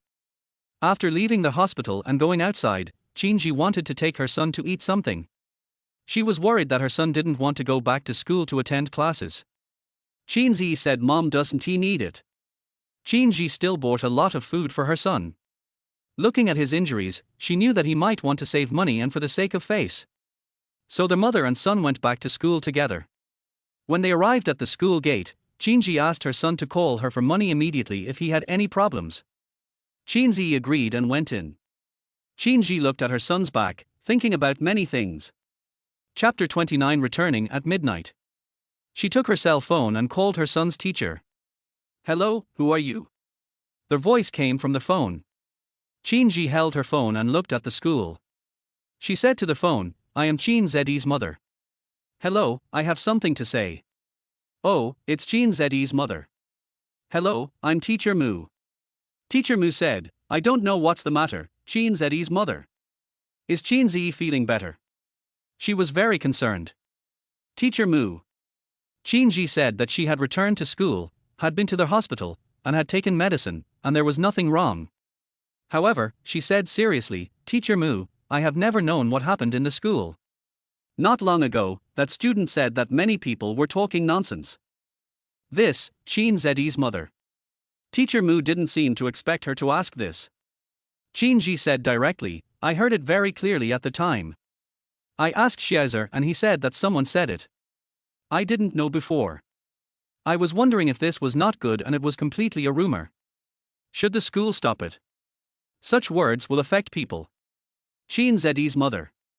Teacher Mu paused and said, we know and are ready to deal with it, don't worry. School is a place for learning. I sent Jin Zi to school for this. What if you don't stop this from happening again? If it weren't for this, nothing would have happened today. What's the point of learning if you keep talking nonsense? Jin Zi spoke again. Teacher Mu didn't seem to know what to say and just said yes. I hope Teacher Mu can handle it well. Jin Zeddy's father is just gone, and I'm just working, just like a normal job. Qinji said again, his voice lowered. So that's how it is. I know and I'll take care of it. Teacher Mu spoke again, don't worry, Qin Zedi's mother. Everyone in the school agreed, so I sent it to your school. Qinji added, I don't want to make a big fuss. Good. Teacher Mu always reassured her. Qinji put down her phone, thought for a moment, looked at the school again, and then she left. She waited for a car and got on it. She returned to her apartment. She was still worried about her son. His injury would take several days to heal, or even not heal in a few days. She did some other things and the apartment was very quiet. After finishing her work, she took a rest.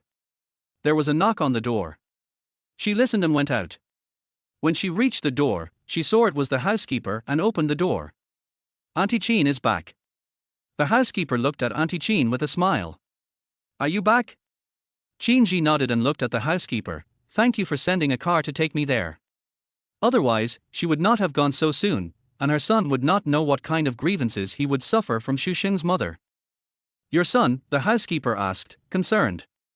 Qinji said it was okay. The housekeeper heard it and said, if you have something to say, just tell me. Qinji nodded. The housekeeper also asked about her family. To be honest, Qinji had forgotten a little about it, so she just said it was okay. The housekeeper stopped talking and laughed and left. Qinji closed the door and stood alone for a while. She went back to her room. It was noon and she cooked some food, just a few dishes. She called her son and the call was quickly answered. Mom. Have you had lunch? Qinji asked. I've eaten, Mom, where's Mom? Yeah. Qinji asked him what he had eaten, and Qinzi told him what he had eaten, tough leg rice, braised potato ribs, fish and soup. Qinji felt relieved. Her son asked her what she wanted to eat. She only made a plate of fried rice, which was okay. She also said that she made a few dishes herself. Mom, I'm going to eat. Qinji nodded. She asked if he had applied medicine to the wound. He said he had and that he would take good care of himself and study hard. Qinji held the cell phone.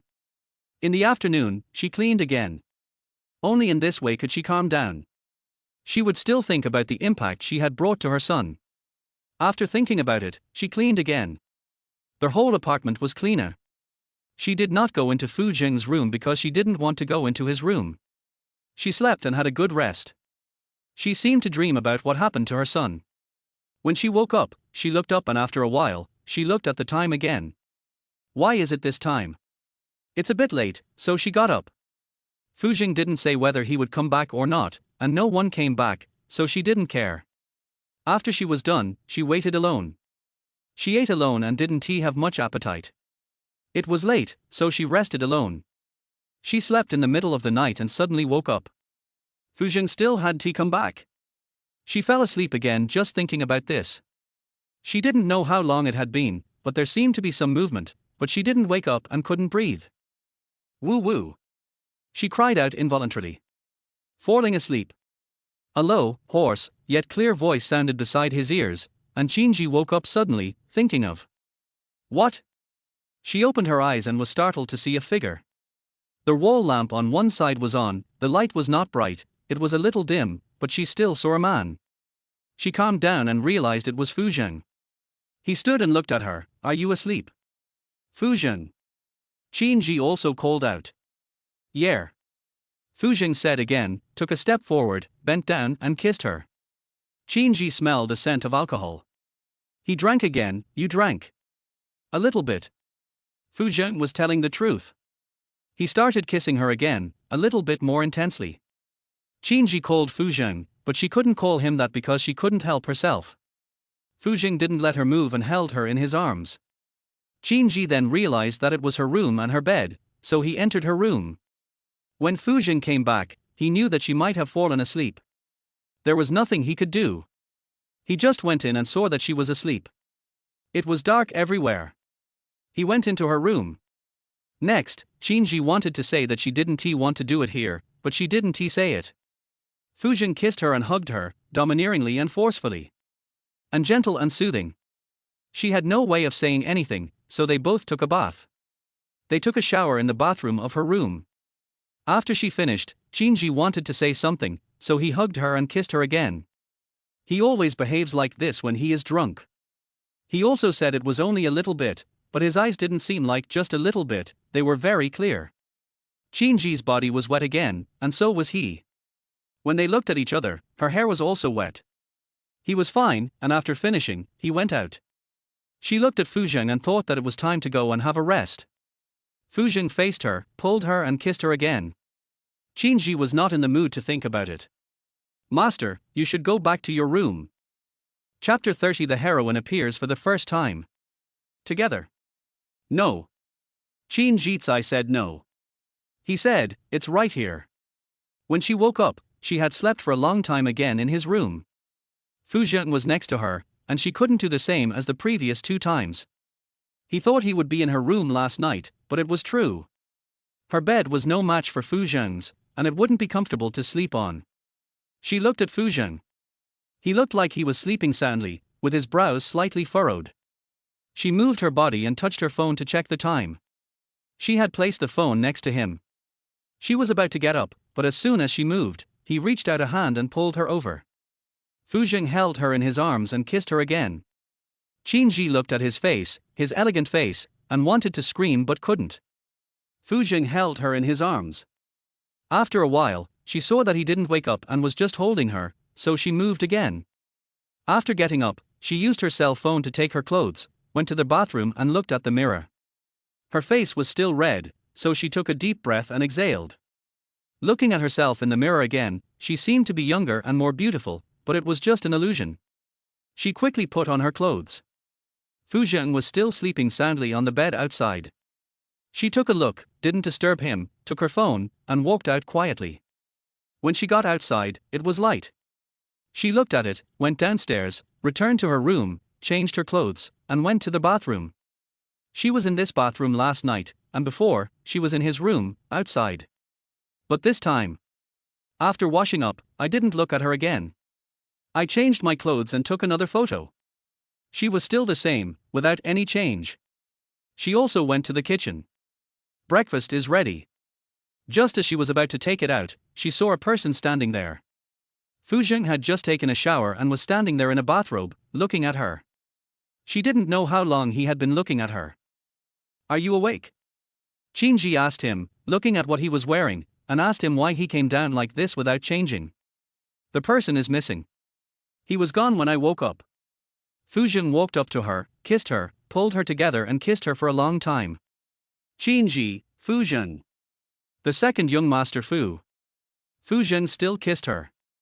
After the kiss, Qinji's face and lips turned red, and she breathed a sigh of relief. Fuzheng touched her lips, and they went to the restaurant and had breakfast together. After breakfast, he kissed her again, hugged her, kissed her hard, and looked at her. This is the mark, is gone. Qinji was alone, a mark. She put her hand on her lips, and suddenly she thought of the appearance of the heroine, and the ex-girlfriend, Fuzheng's ex-girlfriend. Now the heroine should appear. Last night, she recalled the plot of the book. My mind was full of my son yesterday, and it still is now. Last night, she thought of this. Fuzheng came back very late, in the middle of the night, and he still smelled of alcohol. She took out her cell phone and looked through it. In the book, the heroine got into trouble and rushed to the side of the road. She was scratched by Fuzheng's hand and was slightly injured. He took her to the hospital. This was the first time they met. But last night, she bit the chopsticks for a while, but she still didn't think about it. He might have seen the heroine, and according to what was written in the book, he should come back to be with her. She wasn't feeling very comfortable, but she didn't think about it any further, the heroine. She was still thinking about her son, and was reading the news about fights at school and other things about her son's school on her phone. She no longer thought about anything else. After Fuzheng left the apartment in the car, he asked about the girl from last night. He was thinking about something. He came back late last night after drinking and bumped into someone. He didn't pay attention at the time and hit someone. The driver got off to check and found out it was a girl. He asked someone to send her to the hospital and also went there himself. Second young master. The driver said to the second young master that the girl was fine after being sent to the hospital, with only scratches. The driver looked back, thinking about the girl, who looked very cute. But it shouldn't be. Fu Jing thought about it for a while and didn't ask any more questions. He was thinking about something and looking outside.